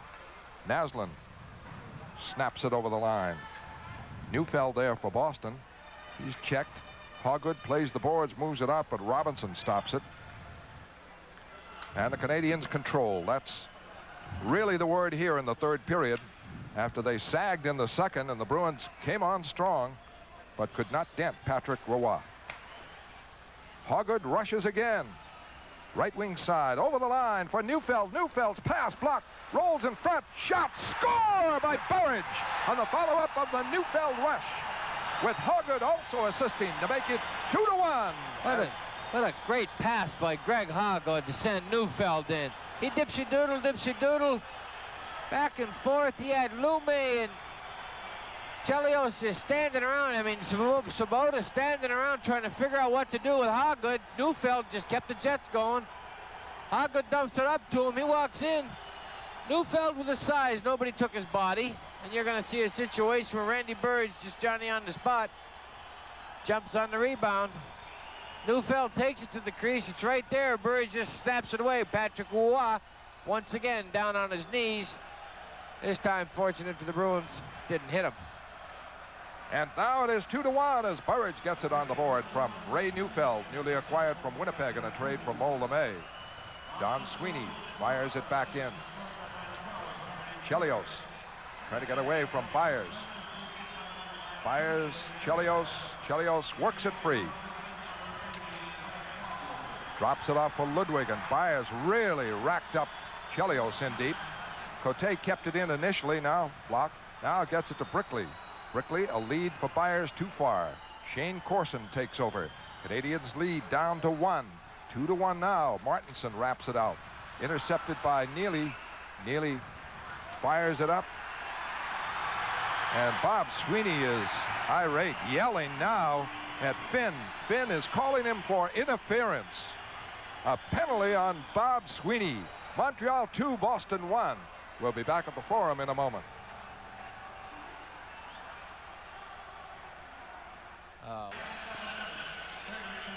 Right there, you're going to have Bob Sweeney gets an interference call. Very upset with it. Can't say that I blame him at this juncture. Here's the Burridge goal. Neufeld coming in, gets it through. Now Neufeld stays with it, kicks it up in his feet. Burridge waits for it to come, just snaps it away. Randy Burridge, another goal for him. And Hogwood gets the assist along with Neufeld, the goal by Burridge. But now the Canadiens in a power play, and Alain Cote is able to bounce it out. 12:15 left, a lot of time left in the game.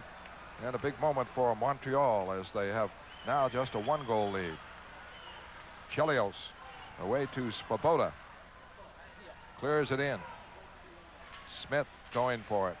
On the board, Smith gets it right away to Svoboda, who missed the pass. And the fans groan. Naslund trying to move it in.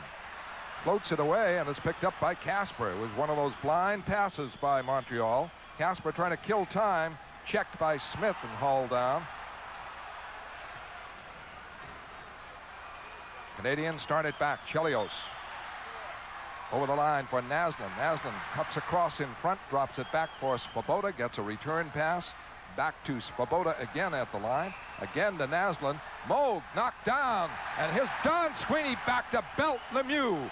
Now let's see if they give him matching penalties. And boy, you got to tip your hat to Don Sweeney. Lemieux belted, took down Moog. He's going out, and Don Sweeney wrapped him. Don Sweeney, I don't think is going. Yeah, he's going to get him. That's all right. Full credit to him. Yeah, no, you cannot at any time let anybody touch your goaltenders. You got to love Don Sweeney for that. He spots him a foot in height and about 40 pounds. It just popped him. Claude Lemieux is one surprised little boy that he figured Don Sweeney's going to knock him like that. He wrapped him, Don Sweeney. So you got to give credit. We saw early in the first period Hogwood ready to go toe-to-toe with Lemieux, and here's Don Sweeney wrapping him. Score 2-1 Montreal. Back in a moment. Now the Bruins trapped Lumet in deep and broke up a pass by Courtnall to clear it out. We have 30 seconds left on that power play for the Canadiens. Those were matching penalties. Lumet gets by Wesley. Starts to work it in for save by Moog on Richer, and the rebound by Corson went wide. Great stop on Richer. And Brickley able to clear it. Marvelous goaltending by Andy Moog there on Richer. 12 seconds on the power play.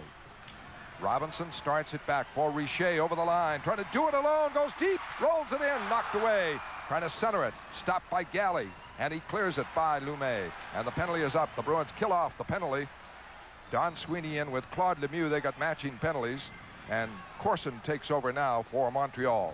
Teams are at full strength. Montreal leads 2-1. We're halfway through the third period. Robinson is belted by Neely. Gets it to center ice.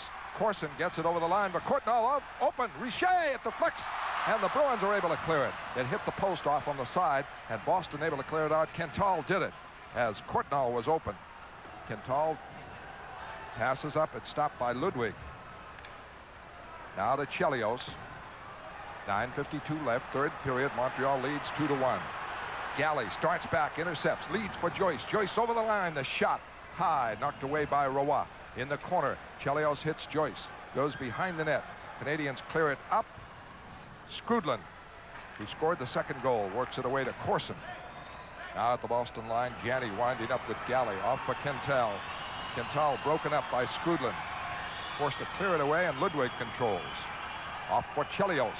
Montreal leads 2-1. Skrudland intercepted by Janney. Janney back over the line.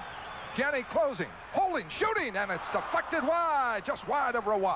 Good rush by Janney. In the corner fighting for it, but it bounces around for Chelios. 9:05 left, third period, 2-1 Montreal. McPhee breaks it out with Skrudland. Wraps it in. Hooked down by Carter. Ron Finn lets it go. Say no more about Ron Finn. That was hooky. Back comes Linsman, misses the puck. Courtnall right back, stick handling. Checked by Wesley, works it over the line. The pass intercepted by the back checking of Crowder. Crowder checked by Carbonneau. Puck batted away by McPhee. Back accidentally to the Canadian end and covered by Svoboda. Green is hauled down by Crowder. Svoboda gets it around to Green, who's back up. Trying to fire it out. The Bruins battle. Keep it in. Crowder knocked down by McPhee. And a face-off called. 8:24 left in the third period. The Canadiens lead it 2-1. Back in a moment. Situation here. 2-1 Montreal. Back in a moment. Now the Bruins trapped Lume in deep and broke up a pass by Courtnall to clear it out. We have 30 seconds left on that power play for the Canadiens. Those were matching penalties. Lume gets by Wesley.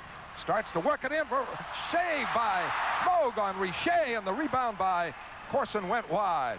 Great stop on Richer, and Brickley able to clear it.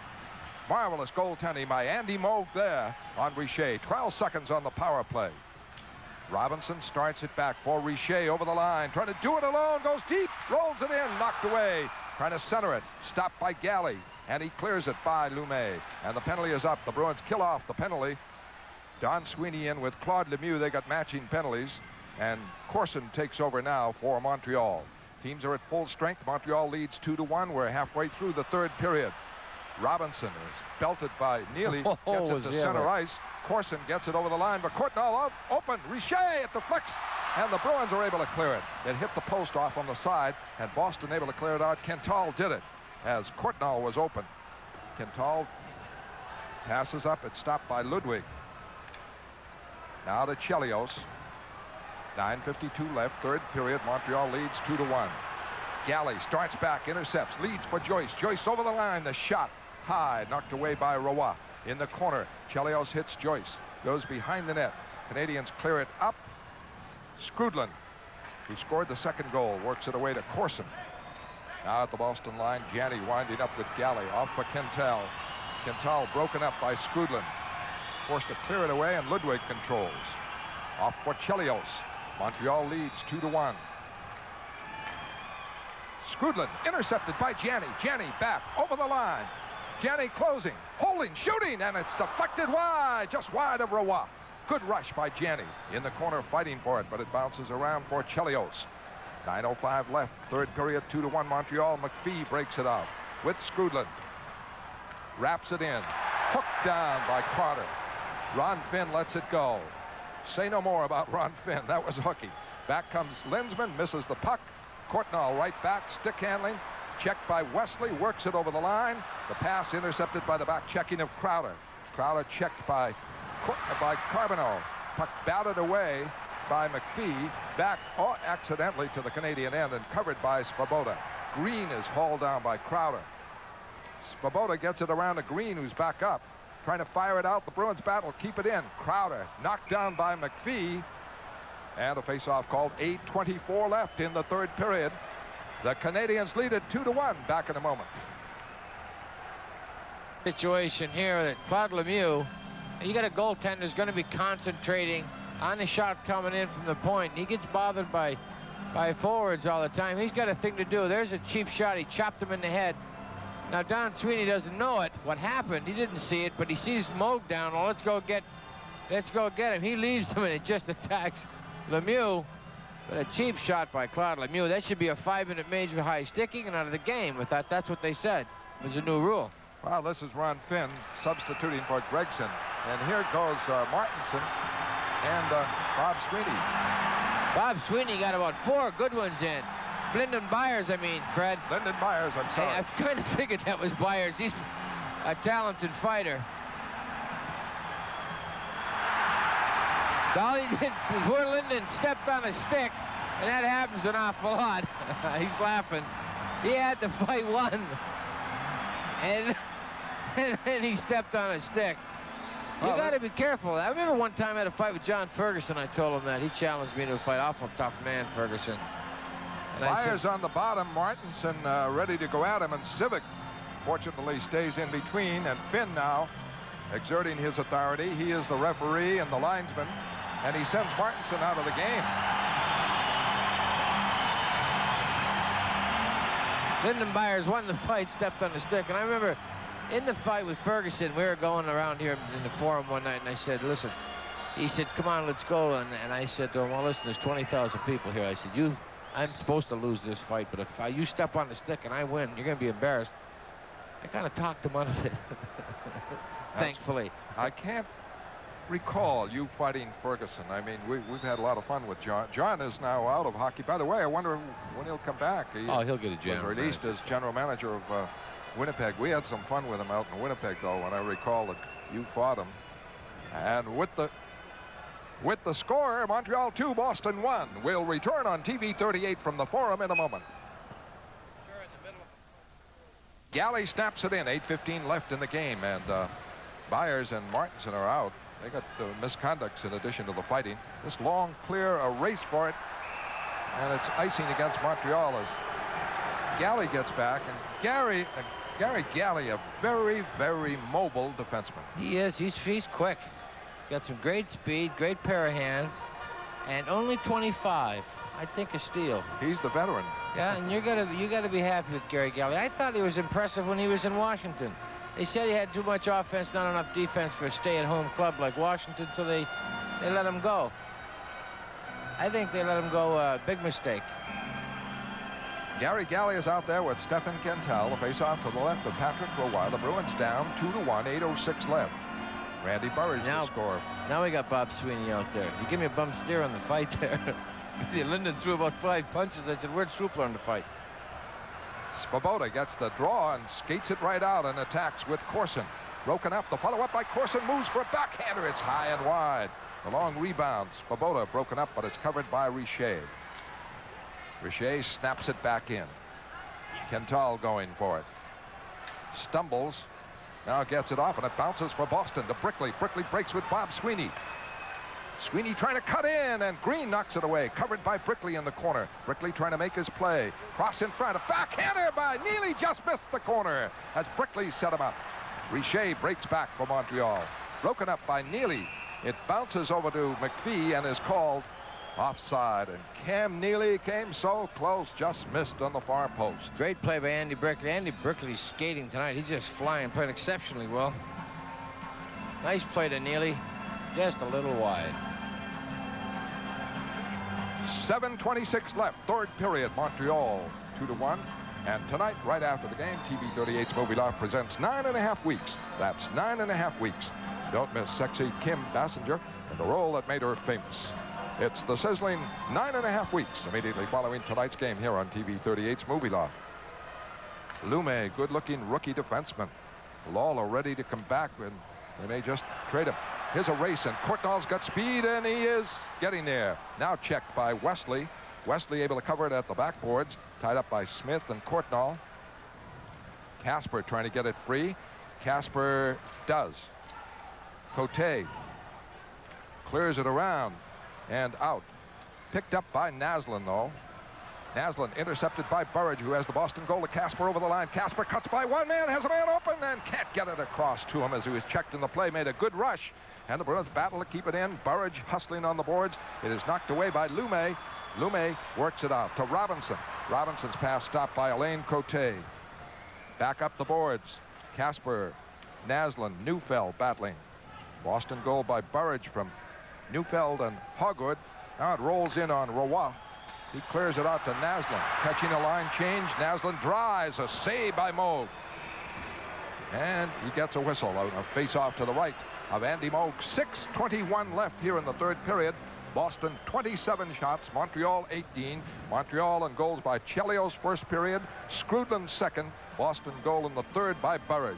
But a good performance by the young Boston team here at the Forum. Excellent outing. They got that goal.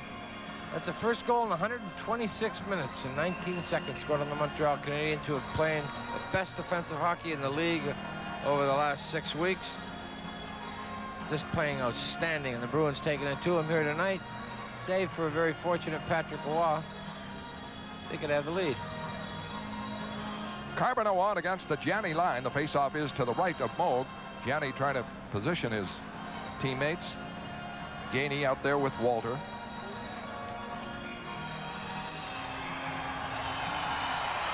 Neely with it. Clears it to the Montreal zone. Ludwig there to wrap it right out to stopped. Puck picked up by Neely. Neely drops it over the line, going for Janney. Janney and Joyce trying to move up, and Ludwig blocked it. Hoggood fights to keep it in. Pinned on the boards, and it is called for a face-off. Canadiens lead 2-1, and we'll be back in a minute. Face-off just inside the Montreal line. Janney and Carbonneau. Carbonneau wins it for Chelios. The clear out to Walter. Walter drops it over the Boston line. Hogwood back for it. He's on with Don Sweeney. Around the boards, it's outside the line. Chelios thinking defense. Gets it back to Ludwig.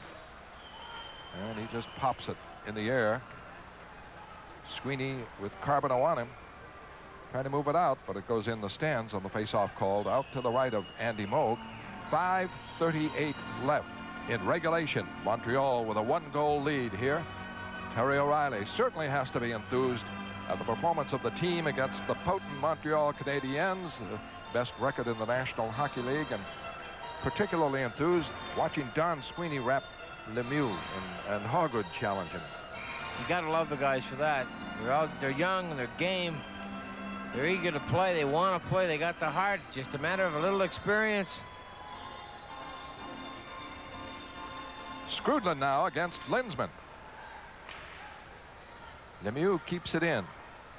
Now winding up is Kental. 20-year-old defenseman off for Linsman. Back foot on the right side to Galley. Galley is over the line, cutting across in front, moving. His pass for Crowder. Crowder trying to cut it in front, couldn't do it. Broken up, and out comes McPhee, Skrudland, Lemieux. For Skrudland. Lemieux knocked down on the play by Galley, and Linsman wheels it out, picking up speed, coming on Chelios with Crowder. Over the line. Holds it.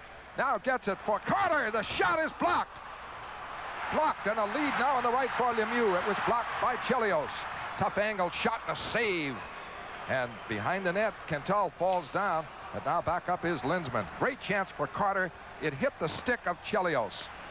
Interception now by Naslund. Naslund breaks with Lemieux. Going deep. Cuts. Back for Svoboda. Checked. A pass in front. Redirected by Lemieux, and he missed the net.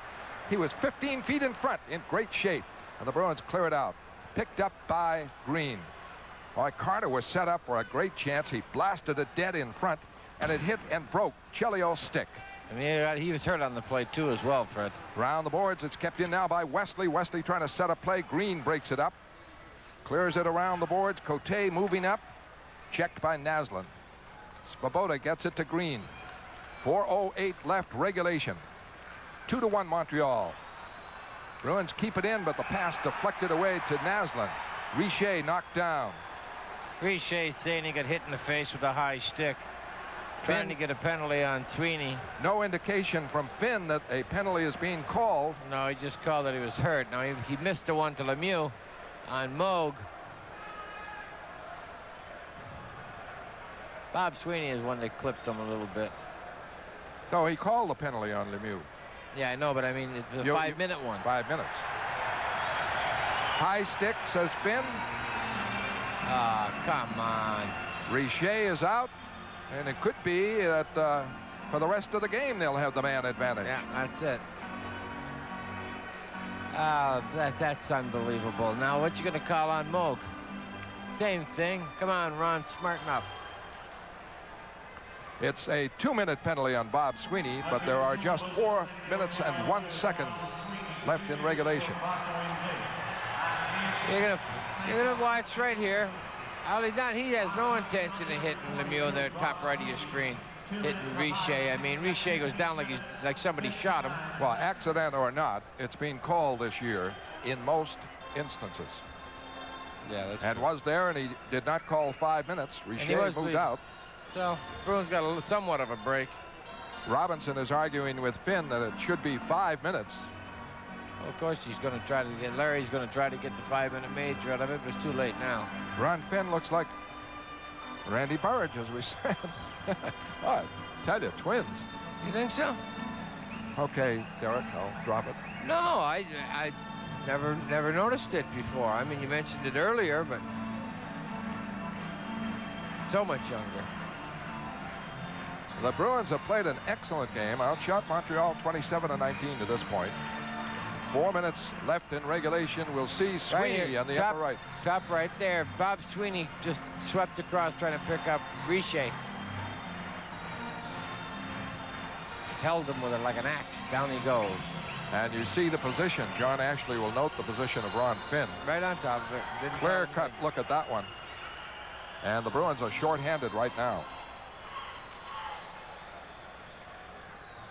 Casper and Burridge on for Boston. Wesley and Cote. The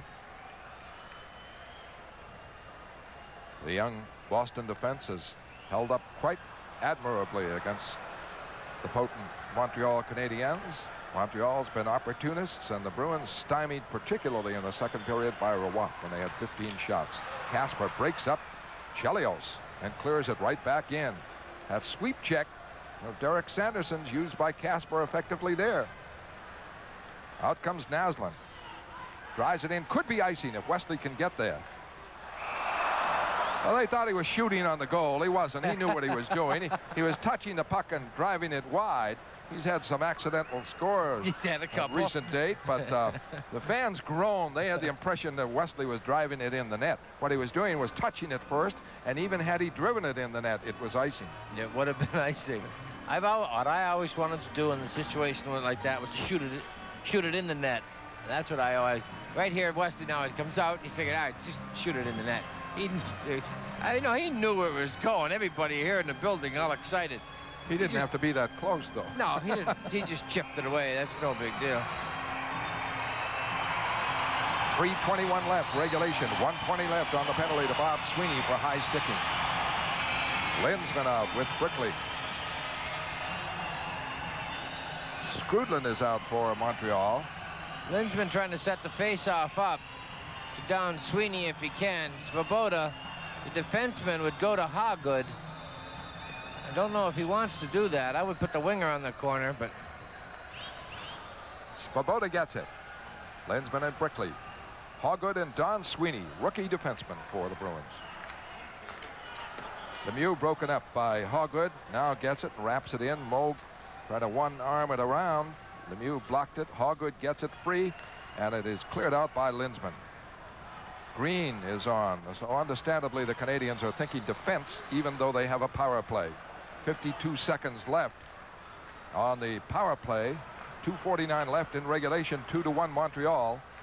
Green to Svoboda. He rushes over the line, drops it back for Skrudland to Green. Green to Skrudland in front. Score! A drive in by Svoboda on the power play, and that makes it 3-1. That's all she wrote.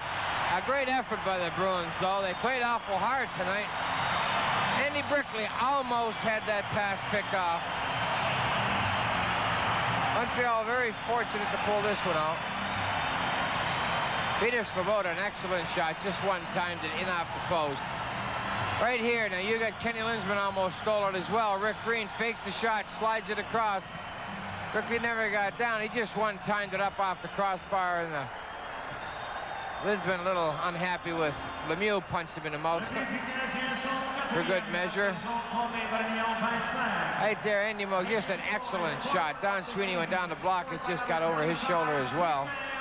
Two of the goals by the Canadiens, power plays. And now 2:27 left, and the Bruins are down by 2. Bruins over the line. Joyce trying to move it in and put it in front. Checked by Carbonneau. Neely fights for it on the boards. Carbonneau, now Joyce. It goes to Janney. Janney for Joyce. Behind the net. Janney trying to get it free. Check around the boards. Galley kept it in. Now Janney trying to put it in front. It hit Carbonneau in the corner. Neely with it. He can't put it in front. Carbonneau able to clear it around and out. Popped over the stick of Wesley. 1:48 left. 3-1 Montreal, and the goal by Svoboda. A power play goal. Burridge now clears it in. We're down to 1:37 left. A 2-goal lead for the Canadiens. Hogwood wraps it in. Moog stays in the nets. Svoboda can't clear it out. Hogwood. A shot blocked wide by Carbonneau. Blocks so many shots. Kept in by Casper. Casper leaving it now for Crowder. Crowder tried to set it up for Hogwood. Couldn't do it. Cleared away by Carbonneau. 1:08 left. 3-1 Montreal. A clear in by Kental. Back for it, Svoboda. Gets it away to Green. Now to Gainey. Gainey clears it out. Winding up is Casper. 50 seconds left. Casper in the center ice by Gainey. Over the line to Carter. Carter slides it in front. Corson skates it off and clears it out. Back for it now, Carter. 34 seconds left. Moog stays in goal. Crowder up for Bob Sweeney. Going deep on Ludwig. Can't put it in front. Hauled down by Ludwig. And Chelios gets it away. Up for Corson. And Bob Sweeney punching away on Ludwig in frustration. Sweeney and Ludwig. What Ludwig did is just grabbed his arm and hauled him down. Ron Finn let it go. Sweeney was trying to go to the net. Interfered with. And now out of frustration and just, trying to get a couple of punches away. Nothing aggravates you worse than the fans start singing. What's it sing here? Where we go or something? They didn't do it until Svoboda scored. Yeah. You don't get too cocked. Yeah. About saying banana, bye-bye now. But it's a little late. When Svoboda scored, that just kind of put the nail in the coffin. If the Bruins play this well the rest of the season, they will do very, very well. You got Chris Chelios. I have no idea who Chris Chelios is trying to impress. Fighting with Crowder. You got Shane Corson and Quintal. Oh, he is pounding away. Quintal did what he did, what Corson did. Right, he's throwing punches, Fred. Absolutely doing nothing but hitting. Now he's getting it back. There you go, Shane. So, give and take. Quintal took about 12 off the helmet, and then everybody thinks that's a big deal. Nothing. Didn't bother him. He had to get loose. He finally did get loose, then gave him a few back on the side of the face. So it all evens out. Crowder and Chelios. Chris Chelios would just as soon be out of here for the night.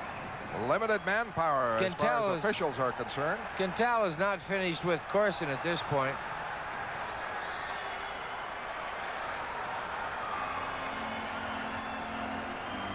Crowder and Chelios. Nobody can land a punch.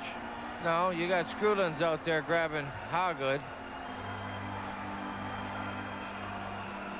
Corson and Quintal. That was a good fight.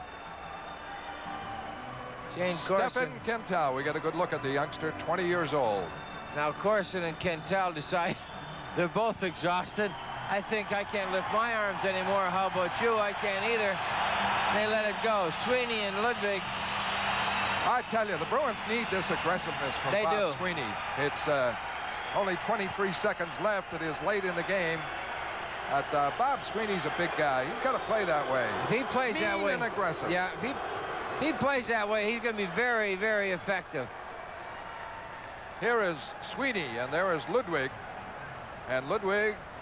Right there. See, the body position, hauling Bob down is what frustrated him, and then he fell on his back. I wouldn't say he held him, though. He just used his body very effectively. Ludwig, he's an outstanding defensive. He held him, Fred. Pulled his arm. But, anyway, Bob didn't have the body position. Pat Burns a little upset with the way things have gone. He sent his goon out earlier. I don't know why he's so upset about it. He got thrown out with a fight with Byers. And now the Bruins will take a bus to Quebec. That's a couple of hours. But they can certainly dwell on good moments in this game. They outshot the Canadiens 27-20. They had their chances in the second period. the very underrated Patrick Roy. Underrated not by me, but by me some other experts. Myself and Jerry Cheevers included. Now, he's an all-star goaltender. Says Patrick Roy's a stiff as well as, I do. So I go with Cheesy, that we know what we're talking about. And Fred, you can't see that the man's lucky, just gets hit with the puck. Oh, if we all should be that lucky. He looked at 15 shots in the second period. And all of them hit him. And Derek says they hit him, and I said he made saves. Anyway, they got 3 more goals, and 2 more goals than Boston did. Andy Moak played exceptionally well on goal. The defense played well. The Bruins played together as a unit, skated hard. Save for the lack of goal scorers. This game could be 5-5. Very easily. But when you look at the Bruins defense, 3 of them 20 years old. Wesley is 20, even though he's in his second year. He's got Alain Cote is 21, Don Sweeney 22, and the old man Gary Galley at 25. I'm really impressed with their play here, as you had to be unimpressed with their play against the Islanders. Yeah. Well, I tell you, I was impressed with the Bruins play, Fred, for 50 minutes of that game. They really came up short in that 3 goals. If it was a tennis match, the Bruins would have won. They won the first period 2-0, and the last period 1-0. Yeah, but they lost the second set. That 9-minute second period was 5-zip. That was all she wrote. So that was the game the other night against the New York Islanders. Very disappointing for Boston as they were outshot 19-5. But a young team will do that, the inconsistency. Whereas you have a veteran team like the Canadiens, and consistency they've got some guys out there that Montreal have been around 20 years. And Gainey and Robinson. Well, Robinson is 17 and Gainey 15. That is what I would say is experience. Well, I would say, that it feels like they've been on 20 years. And now that's sing-along by the fans here, as Cote drives a long one on Roy. Up for Robinson, up for McPhee, and out of the zone. 10 seconds left. Alain Cote drives it in. It's taken over by Lumet. Lumet is smashed down by Neely, but he passed it up successfully. And they salute Patrick Roy. Very much a factor in this one. And the #1 star of the game, Patrick Roy. You pick it. Pat Burns here as the Canadiens salute Roy. The Bruins skate off, but heads high, even though they lost the game again. They haven't beaten Montreal this season. The final score, Montreal 3 and Boston 1. We'll return with Bruins action and our summary in a moment.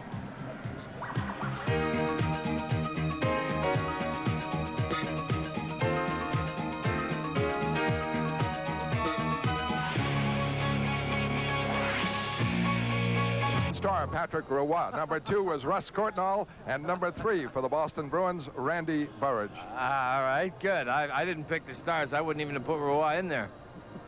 I would have picked Randy first, of course. But no, Patrick Roy did play well. He kept them, got Bay, and that's his job. And the Montreal Canadiens, very sound defensively, never panicked, never got upset. The Bruins took it to him in the second period. I thought vastly outplayed him in the second period. Montreal still never shed that defensive wall. And they held it up, and then they just go away with the wind, just, quietly slip into the night again. And the Canadiens are not only at full strength, they've got Mike Lawler, who'd be a regular defenseman with any other team, on the sidelines. Eric Desjardins, a rookie out of junior hockey, ready to play. They've got 8 defensemen. They are healthy. The Bruins came in here, and for the youngsters, I think they did a great job. A magnificent job. Don Sweeney, I was impressed with tonight again. Greg Hoggood, once again, and Ken Tal is playing steadier every day. Starting to carry the puck a little bit now, starting to move it with authority.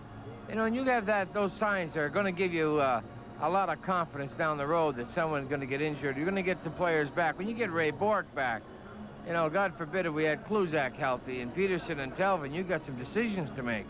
And that's a pleasant chore for a coach to face. And for Montreal, 2 of their goals on power plays. And when you come down to it, that was the difference in the game. They were opportunists, and they made it pay off with a big one by Svoboda near the end. Well, Svoboda's goal really was inconsequential at that point. The Bruins don't get the second one. Nothing's going to come of it. But they had some situations where I think they gave the Montreal points a little too much freedom back there in the power play, and they can move it ever so well when they have that ability. and you had Naslund pull it across and send it over to Bobby Smith. And then when you can move the puck along the blue line like that, it just makes it so much more difficult for the defense down below to try to pick the one guy who's going to end up with the puck. And now a bus trip to Quebec, and they'll go immediately after this game. That should unite the team even more. They should be ready for the Nordiques tomorrow night. Last time, weekend series with the Nordiques, a tie and a loss. Yeah. The Bruins need a win tomorrow night. You got a situation where you're going to be on the bus, you're going to be talking about it, the guys stuck together, Don Sweeney helping out Moog and Hoggood bailing guys out. And you got something to be chipper about, something to kind of pick it up and be positive about.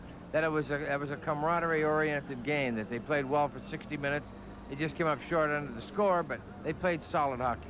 Okay, and the Boston Bruins against Quebec Nordiques. We'll have the action for you right here on TV 38. That would make it a 500 trip, and then you have to look to the future, down the stretch, second half of the campaign. The Bruins getting those regulars back, and these youngsters with the experience that they have now should fit in. The Bruins, really, their offense started with a great defense, players able to carry the puck, Talbot and Bork and Wesley, and now Hoggood, and that should all go well. And you're going to have Carter in there, too, as well. You found yourself a left winger out of these injuries, and the defense is going to be steadier, and you're going to be quite happy with it. I think you're going to be pleased with this club in another month, 6 weeks. But right now, there is pressure from behind by Buffalo and by Hartford. Quebec seems to have their problems, went in a western swing and could do just about nothing, while the Montreal Canadiens, of course, poured it on a western swing. You still have to be really impressed with the Montreal team, as Roark came up big as they sagged in the second period, and Montreal won the game. The final score, Montreal 3 and Boston 1. Here's Walt. All right, Fred and Derek, thank you very much. Tonight's Budweiser player of the game, Patrick Roy, who stopped all but one of the Bruins shots tonight. The goal coming from Randy Burridge in the third period. So, Patrick, for all you do, this Bud's for you. As for the Baybanks Bruins Award tonight, nobody did it better than Andy Moog. Early in the first period, Bob Gainey of the Canadiens skates in and breaks in on Andy Moog. Andy makes the initial save, and then Guy Carbonneau with a follow-up, but Moog comes up with a big glove save to keep the game scoreless. In recognition of this outstanding performance, Baybanks will donate a check for $100 to the United Way in the name of Andy Moog. Baybanks, nobody does it better. Well, as we mentioned, 7 other games on tap in the NHL tonight. Let's take a look and see how the other teams are faring around the league. One afternoon game to talk about, the Rangers and Islanders hooking up on the Isle. New York comes away with a 5-1 win. Rick Vive with 2 goals and an assist to pace Buffalo 6-1 over Toronto. That's the final. Also a final. Calgary 7-2 over Edmonton. They have the league's best record at 17-1-4. Finals also tonight. New Jersey beats Detroit by a score of 5-2. Yzerman with his 38th goal in a losing effort in that one. Vancouver beats Pittsburgh, a hat-trick for Tony Tanti, his 10th career hat-trick. And Washington beats Chicago 6-3. In that game, Mike Ridley with a team record 6 assists. He assisted on all 6 goals for Washington. St. Louis leads Philadelphia. That is in the third. The Dinamo Riga squad from the Soviet Union beat Minnesota 2-1.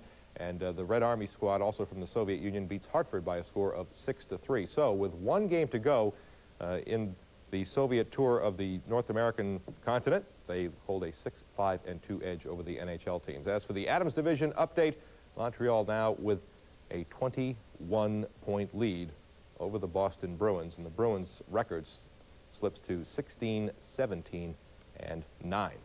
Final score, once again, from the Forum in Montreal was the Canadiens 3 and the Boston Bruins 1. Have a good night, everyone.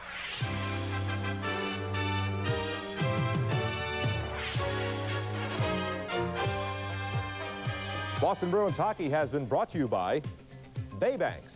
Nobody does it better. By your New England Dodge dealers, where the new spirit shows. By Budweiser, beached wood age for that clean, crisp taste. This Bud's for you. By Kodak batteries, now improved to last longer than ever. Depend on us. Join us again tomorrow night at 8 o'clock for another Adams Division clash between the Bruins and the Quebec Nordiques. Stay tuned next for a Movie Loft presentation of 9.5 weeks.